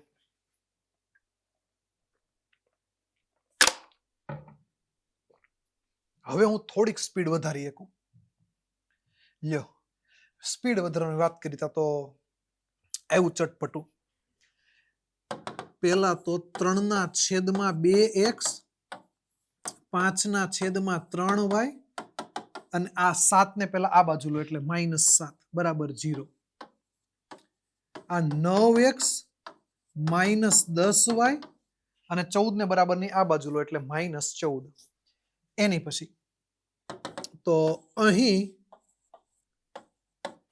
A1 બરાબર 3 ના છેદમાં 2 B1 બરાબર 5 ના છેદમાં 3 અને C1 બરાબર -7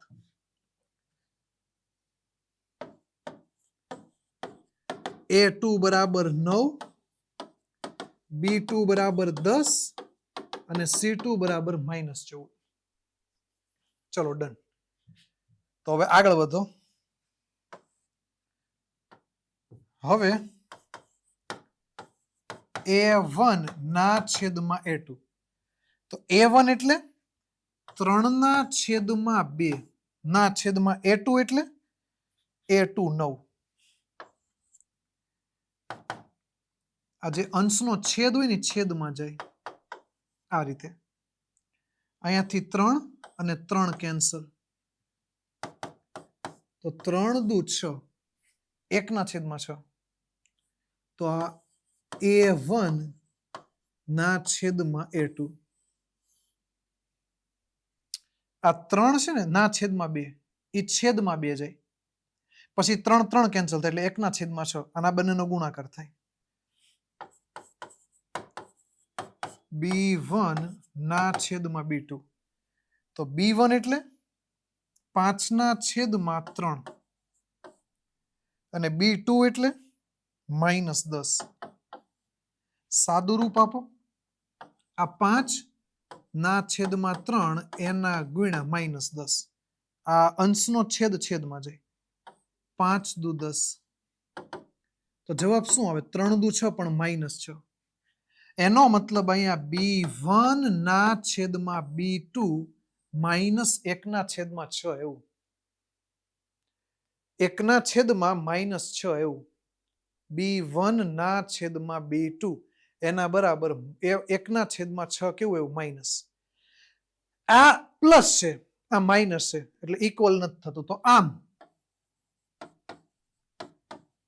A1 ના છેદમાં A2 does not equal to B1 ના છેદમાં B2 હોવાથી આનો એક ઉકેલ મળે આનાથી સમીકરણ યુગ્મ સુસંગત છે એક ઉકેલ મળે એટલે સમીકરણ કેવું થશે સુસંગત છે ચલો નેક્સ્ટ ચલો ભાઈ આપણે નક્કી કરવાનું છે સુસંગત છે કે નહીં. 5x - 3y - 11 બરાબર 0. -10x + 6y આ -22 ને અહીંયા લાવો એટલે +22 એના બરાબર 0. તો a1 બરાબર 5, b1 બરાબર -3, c1 બરાબર -11. a2 બરાબર x નો ગુણાંકમાં કોણ છે 10 માઇનસ, b2 બરાબર 6 અને c2 બરાબર 22 થઈ ગયું. તો હવે શું કરવાનું? હવે a1 ના છેદમાં a2. તો a1 બરાબર 5, a2 બરાબર -10, અહીંયા 5 દુ 10, a1 અને a2 -1 ના છેદમાં 2, -1/2. માઇનસ નીચે હોય કે અંશમાં હોય ગમે ના હોય, એને તમે ઉપર કે નીચે ગમે ના મૂકી શકો. હવે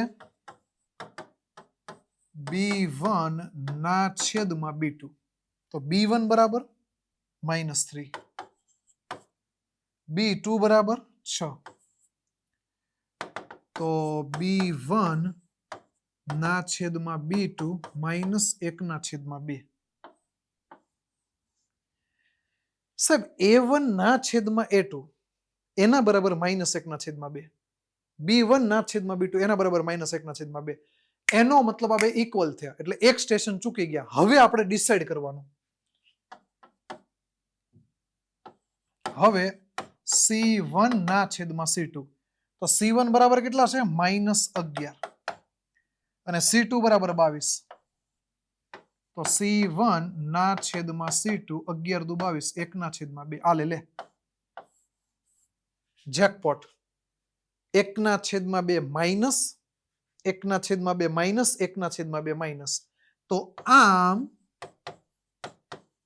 a1 a2 બરાબર b1 b2 બરાબર c1 c2 હોવાથી સુસંગત છે. સમીકરણ યુગ્મ સુસંગત છે. કારણ કે આનો મતલબ શું થશે? સંપાતી રેખા. સંપાતી રેખાને અનેક ઉકેલ મળે. તમને એમ પૂછે એમાં ઉકેલ મળે કે ન મળે, કેવા મળે? તો આમાં અનંત ઉકેલ મળે. રેખા કેવી છે? સંપાતી રેખા છે. સુસંગત છે? હા. બધા સવાલના જવાબ આવી ગયા. અગેન સુસંગત છે કે નહીં નક્કી કરવાનું છે. મને કેમ એવું થાય છે કે હું તમને હોમવર્કમાં આપું, તમે કરી શકો? ટ્રાય કરીએ, એકવાર ટ્રાય કરીએ. આને એકવાર હોમવર્કમાં ગણીને મને કહેજો, વિડીયોમાં કોમેન્ટ કરજો. સુસંગત છે કે નહીં? ખબર પડી કે ન પડી? ન પડે મારો નેક્સ્ટ સેશન ફરીથી આવવાનો છે, એમાં મને પૂછજો, હું ડિટેલમાં સમજાવીશ. ચલો નેક્સ્ટ કંઈક નવું એવું છે. સુરેખ સમીકરણ 2x + 3y - 8 બરાબર 0 આપેલ છે. એવું બીજું દ્વિચલ સુરેખ સમીકરણ લખો કે જેથી બનતી જોડીનું ભૌમિતિક નિરૂપણ નીચે પ્રમાણે હોય. દેખા તમારે અહીંયા શું જોઈએ છે? તમને એક સમીકરણ આપેલું છે 2x + 3y - 8 બરાબર 0. હવે તમારે એવી ભૌમિતિક નિરૂપણ નીચે હોય કે જે છેદતી રેખા બનાવે. તમને એટલી ખબર હોવી જોઈએ કે છેદતી રેખા હોય ને તો એના માટે કયો નિયમ લાગુ પડે? a1 ના છેદમાં a2 does not equal to b1 ના છેદમાં b2. તો આ બે સમાન થવા જોઈએ નહીં. હવે જો છેદતી રેખા હોય તો બે સમાન થવા જોઈએ નહીં. અહીંયા તમને સમાંતર પૂછ્યું. સમાંતરનો મતલબ શું થાય? a1 ના છેદમાં a2 b1 ના છેદમાં b2 does not equal to c1 ના છેદમાં c2. અહીંયા તમને સંપાતી પૂછ્યું. એનો મતલબ A1 ના છેદમાં A2 બરાબર B1 ના છેદમાં B2 બરાબર C1 ના છેદમાં C2 થવું જોઈએ. આ કોને લાગુ પડે? સમપાતી રેખાને. આ નિયમ લાગુ પડે. હવે અહીંયા જોજો, નિયમ સાંભળજો, ધ્યાનથી સાંભળજો. નિયમ તો મેં તમને કહી દીધા કે ભાઈ આ નિયમ છે. આ નિયમને ફોલો થવું જોઈએ, આ નિયમને અનુસરવું જોઈએ કે ભાઈ છેદતી રેખા હોય તો એમાં બે ઇક્વલ ન થવા જોઈએ. તો આ ઇક્વલ ન થાય તો એના માટે તમારે આ જે આ છે ને આ એને તમારે કોઈ પણ એક સંખ્યા વડે ગુણાકાર કરો અને એ સેમ ટુ સેમ એના વડે આને ગુણાકાર નહીં કરવાનો. હું હજી એકવાર ફરીથી કહું કે તમે આને જેટલા વડે ગુણાકાર કરો એના બાજુવાળાને એટલા વડે નહીં કરવાનો. ઈચ્છા પડે એવી કોઈ પણ સંખ્યા વડે તમારે ગુણાકાર કરવાનો. તમને ઈચ્છા પડે એવી તમે કોઈ પણ સંખ્યા સાથે ગુણાકાર કરી શકો. તમને ઈચ્છા પડે એવી કોઈ પણ સંખ્યા સાથે. હવે તમે આના જવાબમાં જોશો ને, તમે આના જવાબમાં જોશો તો આમાં તમને અલગ અલગ આન્સર હશે કે ભાઈ અહીંયા તમે આ બે જો અહીંયા તમને કેવું આપેલું છે ખબર? 3y + 2x - 9 વોટેવર અહીંયા તમે મૂકી શકો. હું જોઈ લો માં જવાબ શું આપ્યો નહીં. આમાં આપણને જવાબ આપ્યો 3x + 2y - 7 આપ્યો. મેં -9 લીધો, સાચો છે. માની લો કે કોઈક એવું વિચારે, આનો સિમ્પલ કન્સેપ્ટ એવો છે કે આનો ગુણાકાર તમે કોઈ પણ સંખ્યા સાથે કરો એના કરતા બીજાનો ગુણાકાર અહીંયા કરો અને બીજું આનો ત્રીજાનો ગુણાકાર અહીંયા કરો કે આનાથી બે કરતા અલગ સંખ્યા, એટલે કે ભાઈ અહીંયા માની લો કે 5 વડે કરી નાખો અથવા તો અહીં રેન્ડમલી કોઈ પણ મૂકી શકો. કારણ કે આમાં કામ કોનું છે? ખાલી આપણા બેનું જ છે. એટલે આનો જવાબ શું થાય ખબર? 6x અને 12y - 10 એના બરાબર 0. તો આને પણ શું કહેવાય? છેદતી રેખા જ કહેવાય. કાં પછી તમારે એવું કરવાનું, કેવું કરવાનું? એવું કરવાનું. પણ કેવું કે ભાઈ આ બે છે ને ગમે આંકડા મૂકવાના, આ કન્ડિશન ન બનવી જોઈએ, આ કન્ડિશન ઊભી થવી જોઈએ નહીં. એટલે તમે અહીંયા ઉલટું ગમે મૂકી શકો. જેવી રીતે અહીંયા 3x અને 2y અને અહીંયા -7 બરાબર 0. એટલે આ મને આપ્યું હતું, એમાંથી આ સમીકરણ મેં બનાવ્યું કે 3 ને અહીંયા લઈ લો, આ 2 ને અહીંયા લઈ લો, એટલે બે શું થશે? ઇક્વલ નહીં બને. હવે આવી રીતે જો મારે ઇક્વલ બનાવવું હોય, મારે બેને ઇક્વલ બનાવવા, તો મને આવું આપેલું છે 2x + 3y - 8 બરાબર 0. મારે આને આ બેને ઇક્વલ બનાવવા, એનો મતલબ આને જેટલાનો ગુણાકાર કરો એટલા નાનો કરો. માની લો કે આને તમે 2 નો કરો તો આને પણ 2 નો કરો, આને રેન્ડમલી કંઈ પણ મૂકી દો અથવા તો ગુણાકાર કરો તો ગુણાકાર કરો. આને કેટલા થાય? 4x. આના કેટલા થાય? 6y. અહીંયા તમે -10 મૂકી દો, એના બરાબર 0. જવાબમાં આપણને પાછળ શું આપેલું છે? 2x + 3y અને -12. એને શું કર્યું? આ જે છે ને એવું બેઠે બેઠું રાખ્યું. તો તમે એ પણ કરી શકો. આપણે ઇક્વલનું કામ છે. આ બેઠે બેઠું કે ભાઈ 2x 3y અહીંયા તમે રેન્ડમલી કંઈ પણ મૂકી દો. અહીં 10 મૂક્યા, તમે 9 મૂકી શકો, કંઈ પણ મૂકી શકો. તો આ તમારી સમાંતર રેખા બની ગઈ અને એની પછી બધા ઇક્વલ કરવાના છે. તો એનો મતલબ તમે કોઈ પણ એક સમાન સંખ્યા વડે ગુણાકાર કરી દો, 2 વડે બધાને ગુણાકાર કરી દો, તો અહીંયા 4x, અહીંયા 6y અને અહીંયા 16 -16 બરાબર 0. ના આપણને જવાબમાં શું આપેલું છે?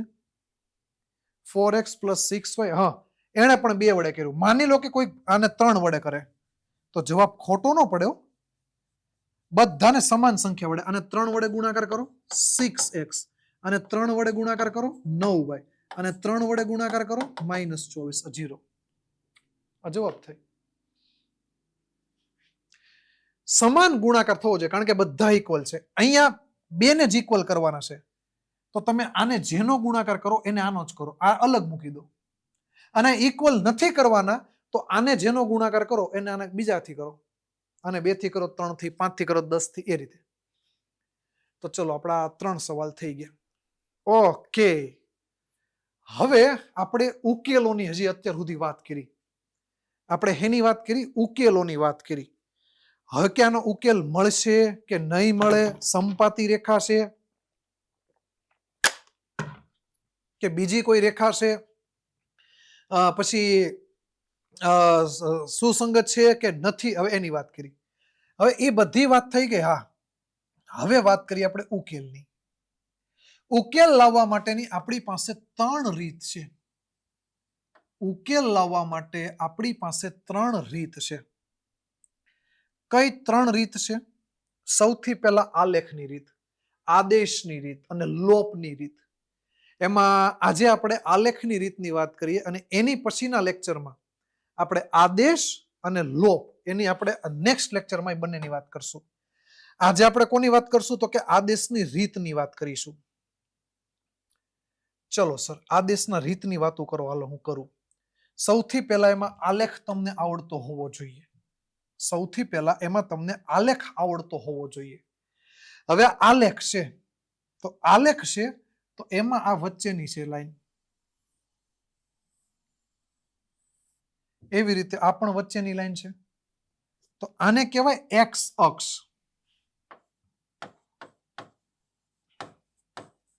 આખાને એક્સ અક્ષ નો કહેવાય,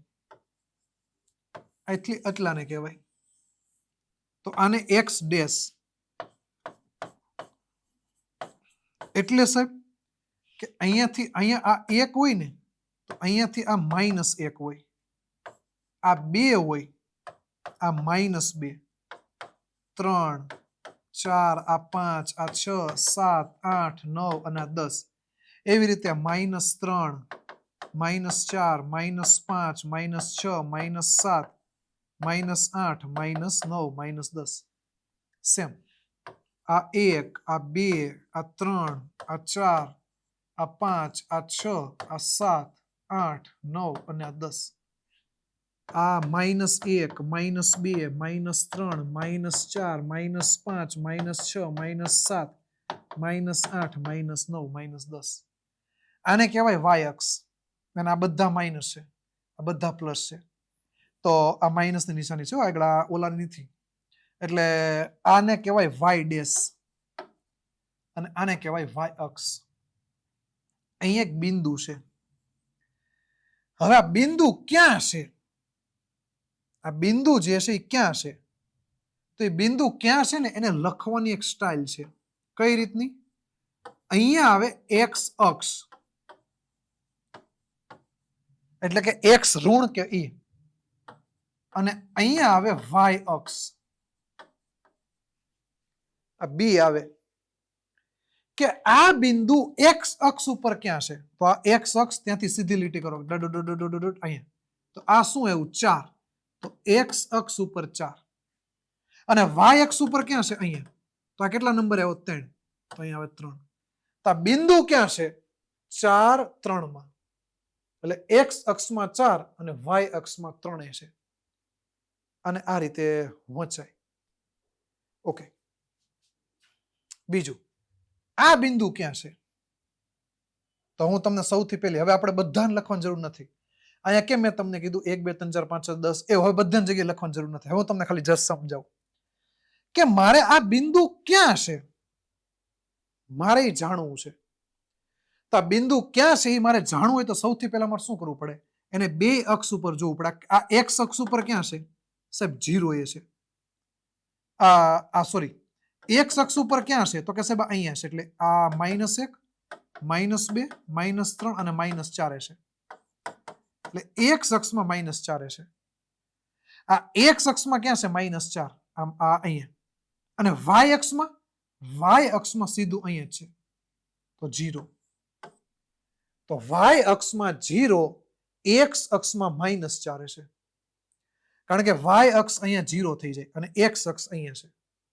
એટલે અહીંયા આ એક્સ અક્ષ, તો આ કેટલું થાય? -4. ચલો હજી જુઓ આ ક્યાં છે? તો સૌથી પહેલા એક્સ અક્ષ જુઓ. આ એક્સ અક્ષ અહીંયા. આ નંબર કેટલામાં? -1, -2. એટલે એક્સ અક્ષ ઉપર -2. વાયમાં એ આ -1 -2 -3 -4 -5 -6 -7 તો -7 એ છે એનો મતલબ આ બિંદુ ક્યાં છે -2 ને -7 એ છે એની પછી જુઓ આ બિંદુ ક્યાં છે તો સૌથી પહેલા x અક્ષ ઉપર ક્યાં અહીંયા છે તો આ નંબર કેટલામો થાય 9મો 1 2 3 4 5 6 7 8 અને 9 એટલે x અક્ષ ઉપર 9મો અને y અક્ષ ઉપર -1 -2 ને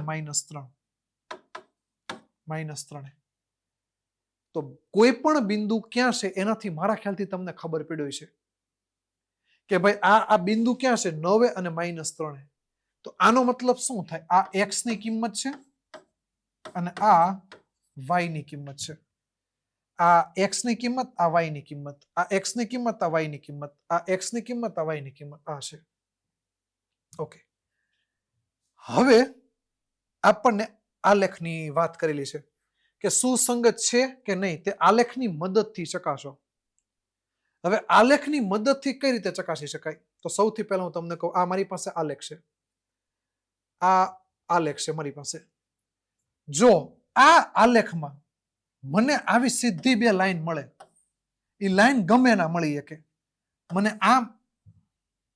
આમ બે સીધી લાઈન મળે આમ બે મળે આમ મળે આમ મળે ગમે એમ બે હારવાર સીધે સીધી હાલતી હોય તો એનો મતલબ આને કહેવાય સમાંતર જે સુસંગત નથી પછી તમને કામ મળે આમ મળે અથવા તો આમ મળે અથવા તો આમ મળે ટૂંકમાં એક વખત ગમે ના ભેગી થાય તો એનો મતલબ આ સુસંગત છે કાં તો પછી એક રેખા મળે એની માથે બીજી મળે તો આ પણ શું થાય સુસંગત છે પણ સાહેબ આમાં રેખાને આલેખમાં દર્શાવી કઈ રીતે મેન મુદ્દો તો એ જ છે કે ભાઈ રેખાને મારે દર્શાવી છે તો આલેખમાં હું દર્શાવી કઈ રીતે તો એની વાત કરીએ હવે આલેખની રીત પેલી વસ્તુ આ સાહેબ પરીક્ષામાં તો પેલા એટલી બધી પૂછાતી નથી એટલે ઘણી બધી સ્કૂલમાં અમારા ખ્યાલથી કરાવતા પણ નહીં હોય પરીક્ષામાં નથી પૂછાતી એટલે નથી કરાવતા પણ હું તમને એમ કહું છું કે ભાઈ તમે એકવાર શીખો ટ્રાય કરો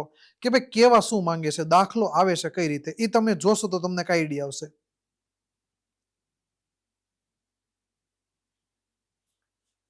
તો આના માટે કરશું શું હવે આના માટે આપણે એવું કરશું મારે બે બિંદુ જોશે કોઈ પણ એક રેખાના બે બિંદુ જોશે હું હજી એકવાર ફરીથી કહું મારે એક રેખાના બે બિંદુ જોશે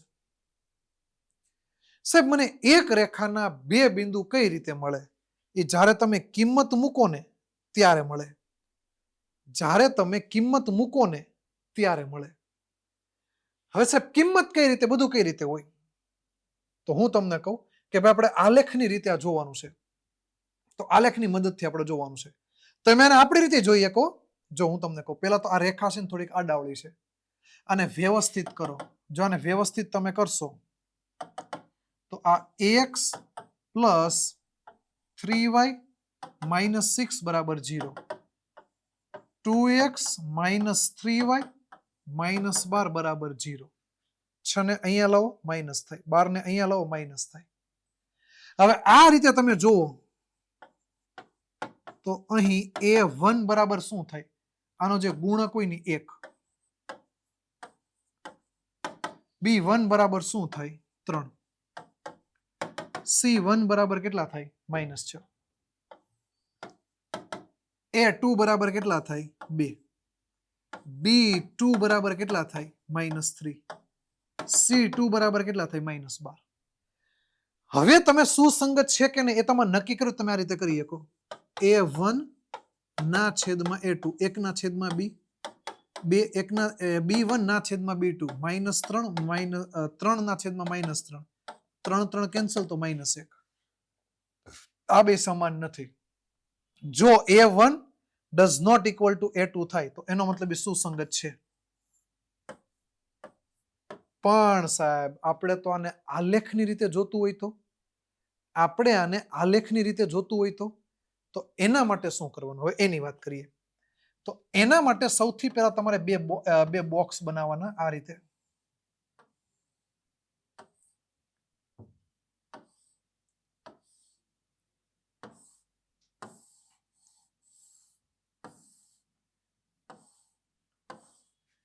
આ રીતના બે બોક્સ બનાવવાના.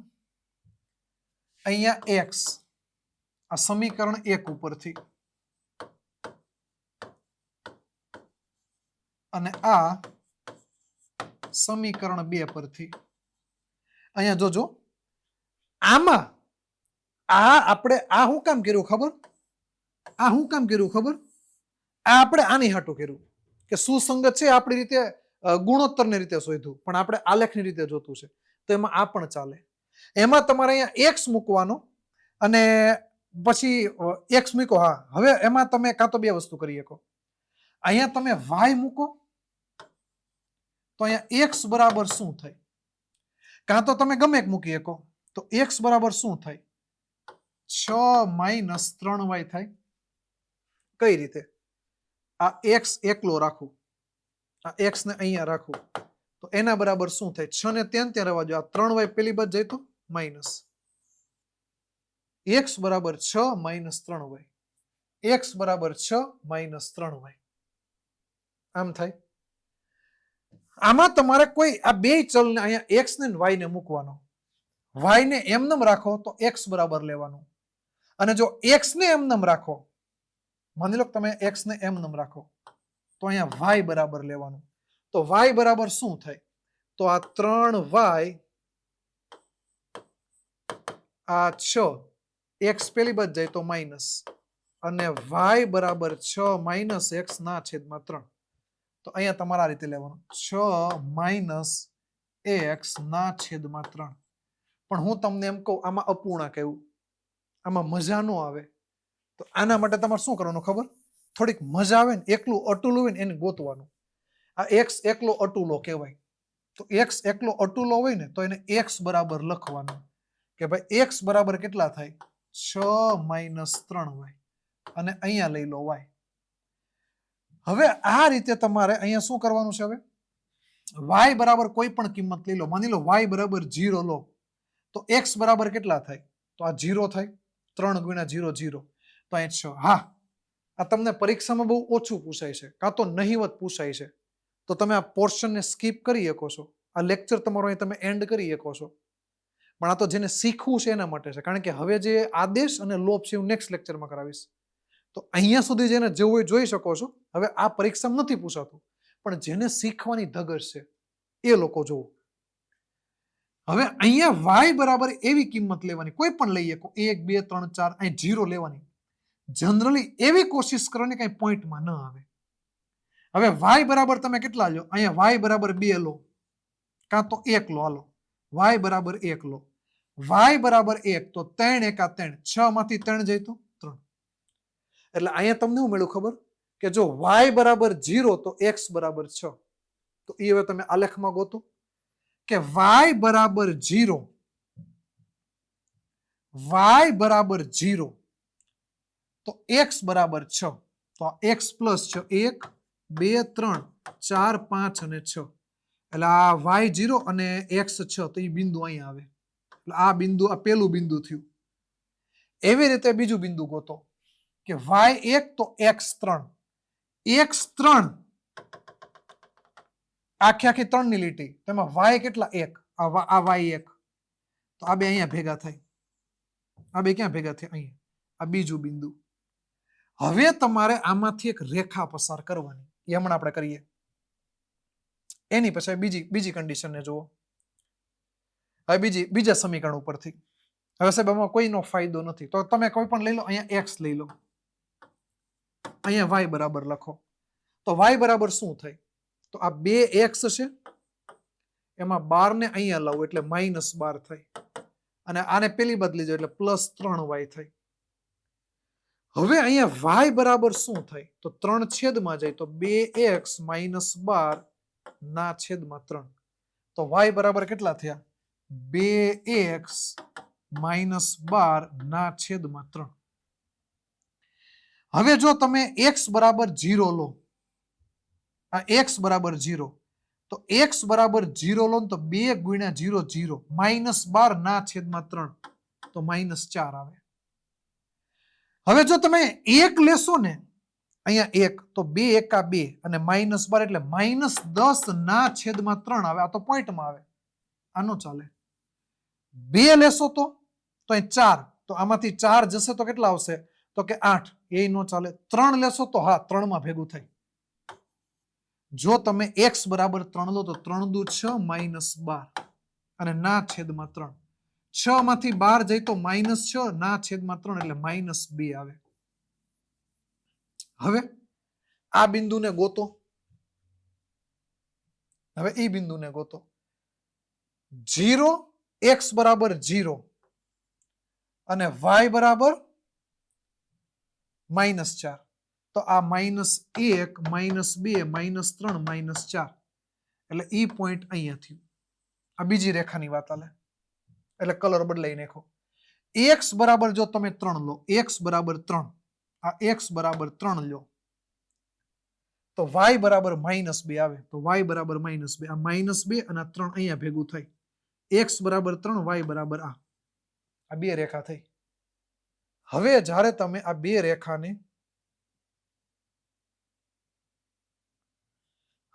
રેખાને આપણે જોઈએ, બે રેખાને દોરીએ. આ બે રેખાને જ્યારે તમે દોરશો, રેખા તો એ પણ બહુ પાતળી એવી. હવે આને બે બિંદુમાંથી પસાર કરો. જો બે બિંદુમાંથી પસાર કરવાની છે એટલે આખી રેખા છે, હું આને આમાંથી ને આમાંથી પસાર કરું. આ પેલી રેખાને પસાર કરી, બીજી રેખા, એના બે બિંદુ ક્યાં છે? તો કે સાહેબ એક બિંદુ આ છે, આ એક છે, અને બીજું બિંદુ આ છે. હવે આને તમે ખેંચો એટલે આ અહીંયા ભેગી થશે, આ અહીંયા અને આ અહીંયા, અને આને તમે હજી આગળ લઈ જાઓ આ રીતે,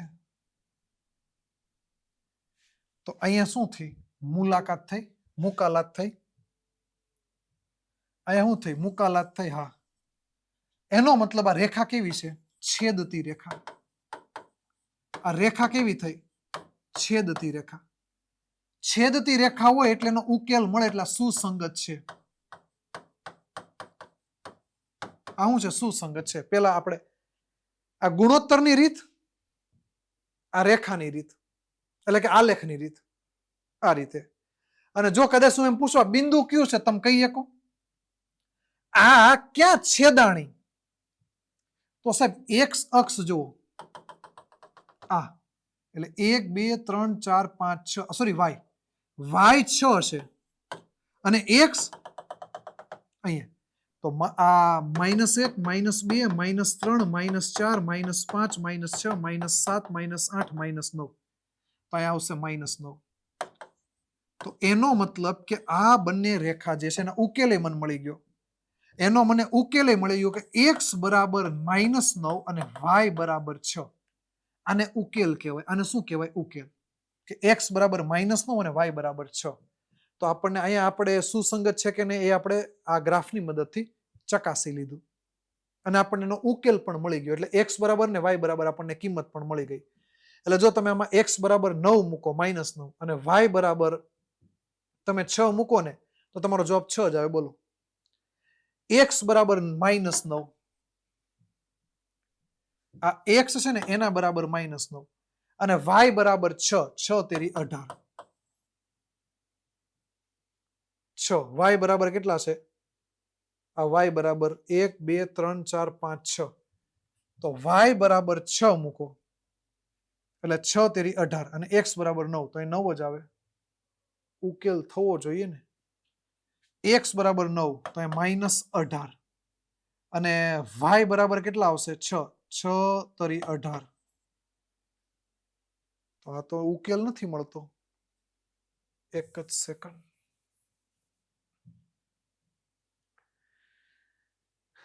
આ અહીંયા છે એટલે y બરાબર 6 થશે અને x બરાબર 1 2 3 4 5 6 7 8 ને 9, તો 9 જ આવે છે.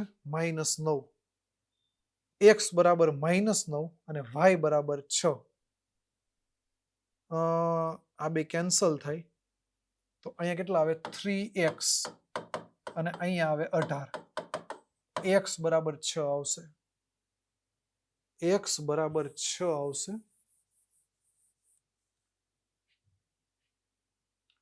તો અહીંયા છેદાવી જોઈએ ને.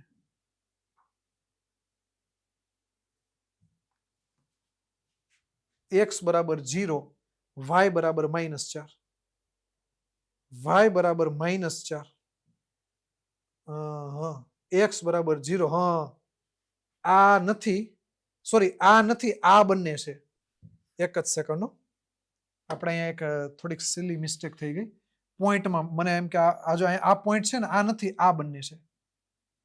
આ પોઈન્ટ નહોતો, આ બંને હતા. મેં આને માની લીધો એટલે આ આમ આવશે. મેં કીધું ભેગું કેમ નું છે, આ પોઈન્ટ આવશે, આમ આવશે. રેડી. હવે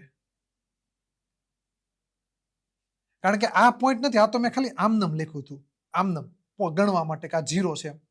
હકીકતમાં આ બંને પોઈન્ટ હતા, ભેગા અહીંયા થઈ ગયા તો 6 0. એક્ઝેક્ટલી. તો અહીંયા આ પોઈન્ટ ભેગા થયા. x બરાબર 6 અને y બરાબર 0.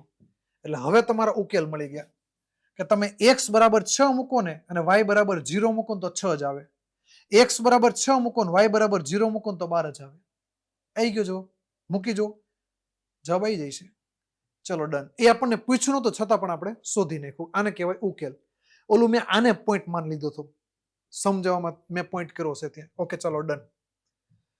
શું છે તો કે આલેખની રીતથી નીચેના સમીકરણ યુગ્મને એક પણ ઉકેલ નથી, અનન્ય ઉકેલ છે અથવા તો અનંત ઉકેલ છે તે નક્કી કરો આલેખની રીતથી. હવે હું તમને શું કહું, આ ઉદાહરણ છે, તમે આ ટેક્સ્ટ બુકમાં જોઈ શકો.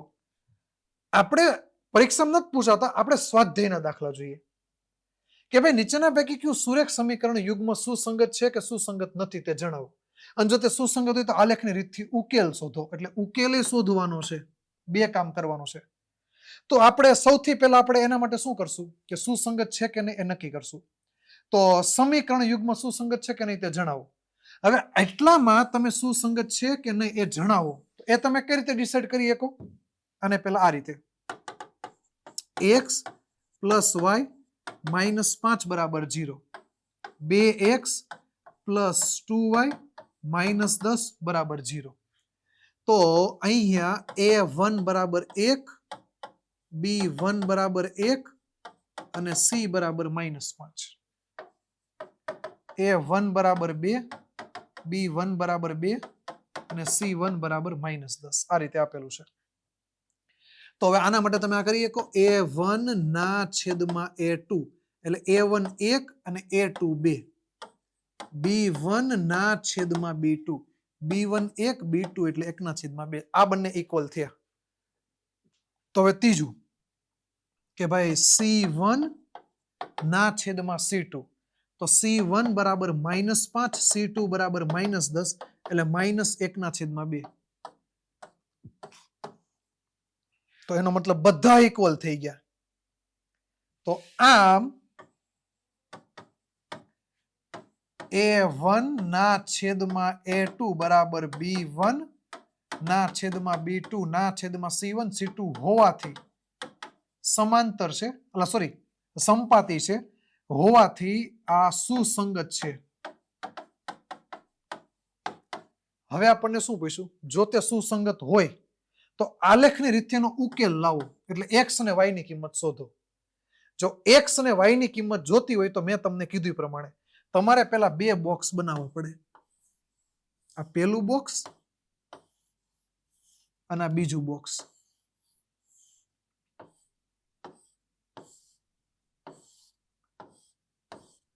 સમીકરણ 1 ઉપરથી આ બોક્સ બનાવો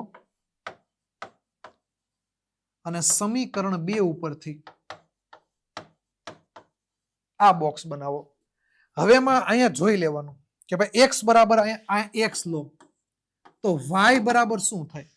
તો y બરાબર 5 - x થાય. તો x બરાબર 0 લો તો y બરાબર શું થાય? 5 માંથી 0 જાય તો 5. x બરાબર 1 લો તો 5 માંથી 1 જાય તો 4. હવે આમાં ફાયદો છે ના નથી ફાયદો, તો અહીંયા x લઈ લો, તો અહીંયા y બરાબર શું થાય? તો y ને સૂત્રનો કરતા બનાવો, તો 2y એના બરાબર 10. આ પેલી બાદ જાય તો -2x, તો y બરાબર 10 - 2x અને 2 સામે જ એટલે છેદમાં, તો y બરાબર શું આવ્યા? 10 - 2x એના છેદમાં 2 આવ્યા. તો હવે આનું સાદું રૂપ આપો. x બરાબર તમે શું લેશો? 0. તો y બરાબર આ x બરાબર 0 ઉડી જાય, 10 ના છેદમાં 2 એટલે 5. x બરાબર તમે 1 લો, તો 2 એકા 2, 10 માંથી 2 જાય તો 8, 8 ના છેદમાં 2 એટલે 4. હવે આ બેયને હવે શું કરો? ગ્રાફમાં દર્શાવો. જો સૌથી પહેલા x0 લો, આ x0 લો, 1 મિનિટ, આનાથી પછી ભૂલ પડે. x0 હોય તો y 5, આ 1 2 3 4 અને 5 એટલે આ પેલું બિંદુ, પેલી રેખાનું પેલું બિંદુ, અને બીજું x1, આ 1 તો y4 આ બીજું બિંદુ, x1 y4 આ બીજું બિંદુ. અને આની હું રેખા પસાર કરું.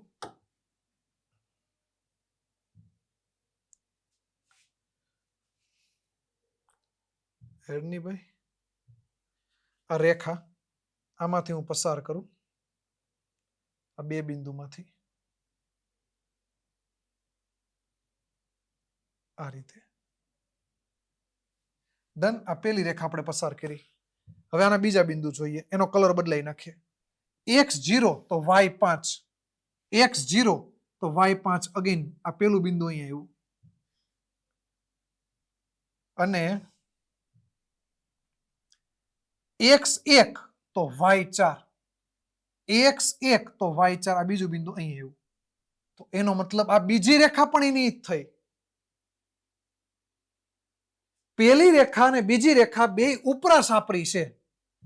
જો પેલી રેખા ને બીજી રેખા ઉપરા સાપરી હોય તો આને કહેવાય સંપાતી રેખા. આને કેવી કહેવાય? સંપાતી રેખા. અને સંપાતી રેખા હોય ને તો એના અનેક ઉકેલ મળે, અનંત ઉકેલ મળે. એટલે આમાં તમે ફિક્સ કહી શકો નહીં, અનંત ઉકેલ મળે. સંપાતી રેખામાં કેવા ઉકેલ મળે? તો કે સાહેબ અનંત ઉકેલ મળે. ચલો સર, ડન. નેક્સ્ટ, આમાં પણ તમે એ સેમ લોજિક વાપરી શકો. આમાં પણ તમે સેમ લોજિક વાપરી શકો કે ભાઈ આપણે એકને કરતા બનાવવાનો છે. જોજો હવે અહીંયા શું કરો કે ભાઈ આપણને નીચેના પૈકી સુરેખ સમીકરણ યુગ્મ સુસંગત છે કે નહીં તે જણાવો, અને જો તે સુસંગત હોય તો આલેખની રીતથી ઉકેલ શોધો. તો હવે હું તમને ખાલી આલેખની રીત કહું, સુસંગત છે કે નહીં. મારા ખ્યાલથી આપણે એટલા બધા દાખલા કર્યા કે તમને હવે આવડી જાય. હવે આપણે ખાલી આલેખ વાળે જોઈએ કે સમીકરણ 1 ઉપરથી, સમીકરણ 1 પરથી આપણે આ એક બોક્સ મળે આપણને. હવે એમાં સમીકરણ આ 1 છે અને આ સમીકરણ 2 છે.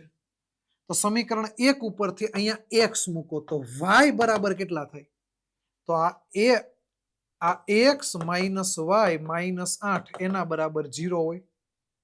એક મિનિટ, અહીંયા બરાબર હશે, મે બી બરાબર હોવું જોઈએ. રકમ જોઈ લો, કારણ કે અહીંયા માઇનસની નિશાની થઈ ગઈ છે. એક કદાચ ટાઈપિંગ મિસ્ટેક ન હોય. ક્યાં ગઈ રકમ? સ્વાધ્યાય 3.1, ચોથું ચેપ્ટર આવી ગયું. સ્વાધ્યાય 3.1, સ્વાધ્યાય 3.1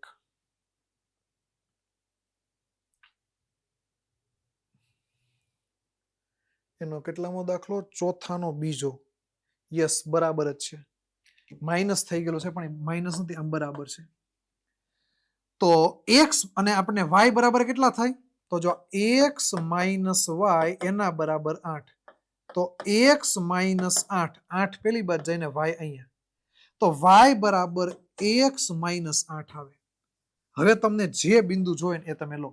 માની લો કે x બરાબર તમે 1 લો તો x બરાબર 1, 1 માંથી 8 જાય તો -7. તમે x બરાબર 2 લો તો 2 માંથી 8 જાય તો -6. આપણને મળી ગયા. x 1 હોય ને તો y -7 થાય, x 2 હોય ને તો y -6 થાય.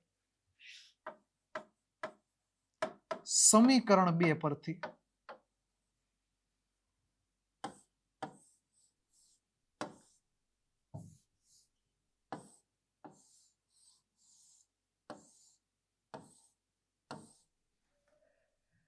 સમીકરણ 2 પરથી જો આ x હોય તો y બરાબર કેટલા થાય? તો સિમ્પલ વસ્તુ કે અહીંયા 3x 16 ને અહીંયા લાવું એટલે માઇનસ થાય. આ 3y પેલી બાજુ એટલે પ્લસ થાય. તો હવે આ 3x માઇનસ 16y ના છેદમાં 3 બરાબર y. તો y બરાબર 3x માઇનસ 16 ના છેદમાં 3. હવે સાદુરૂપ આપો. સાદુરૂપ આપો એટલે એવો આંક મૂકવો કે પોઈન્ટમાં જવાબ ન આવે એવી કોશિશ કરવી. જો તમે 0 મૂકો આવશે, 1 મૂકો આવશે, 2 મૂકો તો 6 તોય આવશે, 3 મૂકો તો 9 જાય તોય આવશે, 4 મૂકો તો તોય આવશે, 5 મૂકો તો તોય આવશે, 6 મૂકો તો 18 તોય આવશે, 7 મૂકો તો 7 તેરી 21, 21 માઇનસ 7 તોય આવશે, 8 તેરી 24, 24 મૂકો તોય આવે, 9 તેરી 27.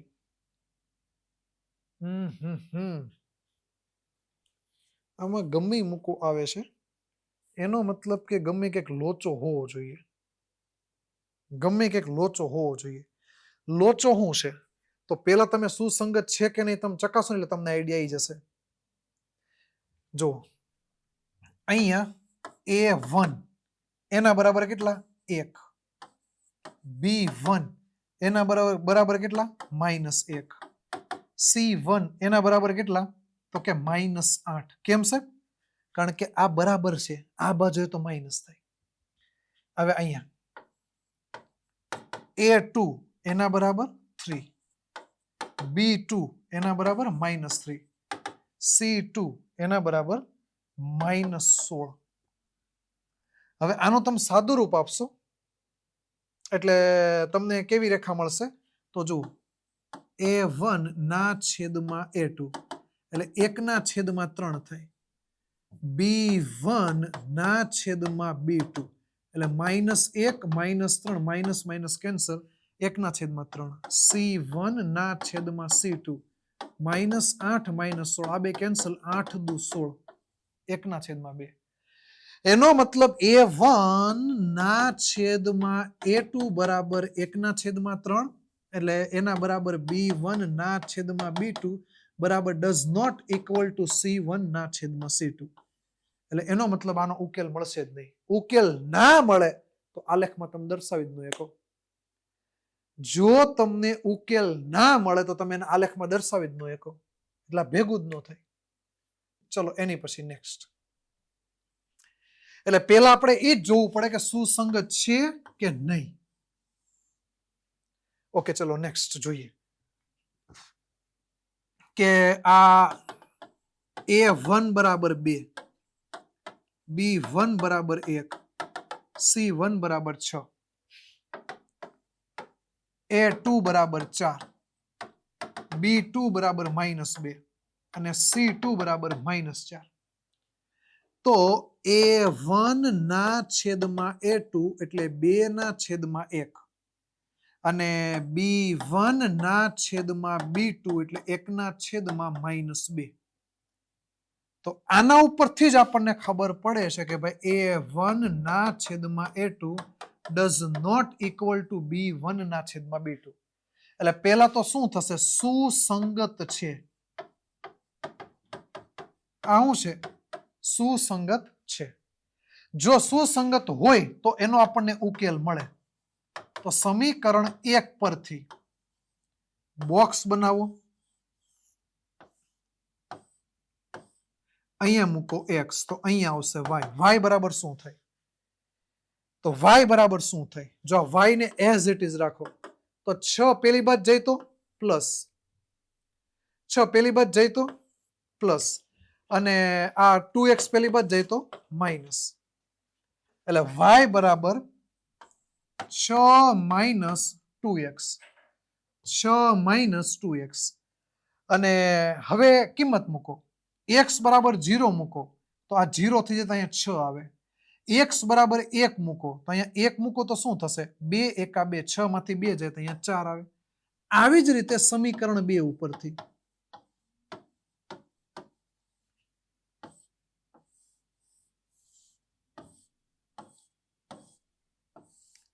અહીંયા મૂકો x તો અહીંયા y બરાબર કેટલા થાય? તો y જોતો હોય તો જે કીધું એ પ્રમાણે આને પેલી બાજુ મોકલો બરાબર નહીં, તો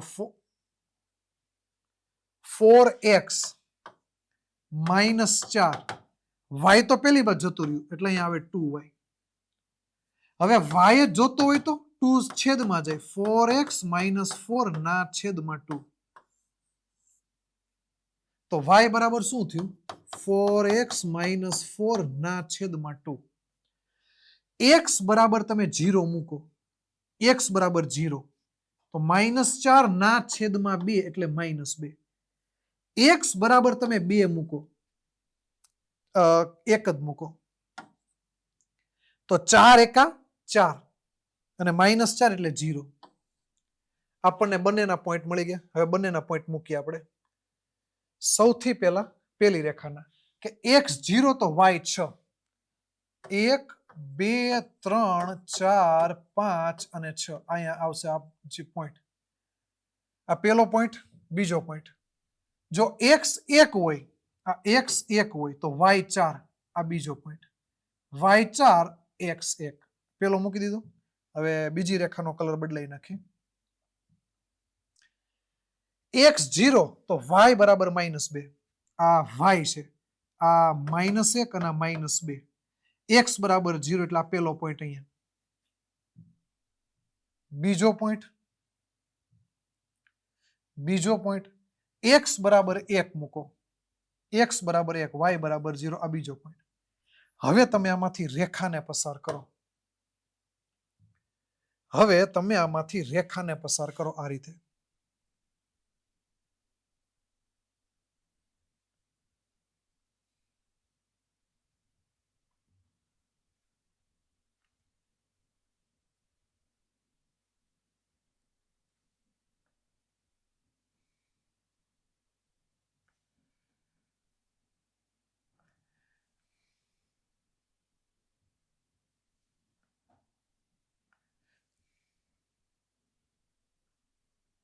ચલો આ એકને પસાર કરી દીધી, બીજીને પસાર કરો 2 પોઈન્ટમાંથી. આ જો અહીં પોઈન્ટ છે આમાંથી અને આને અહીંથી આમ.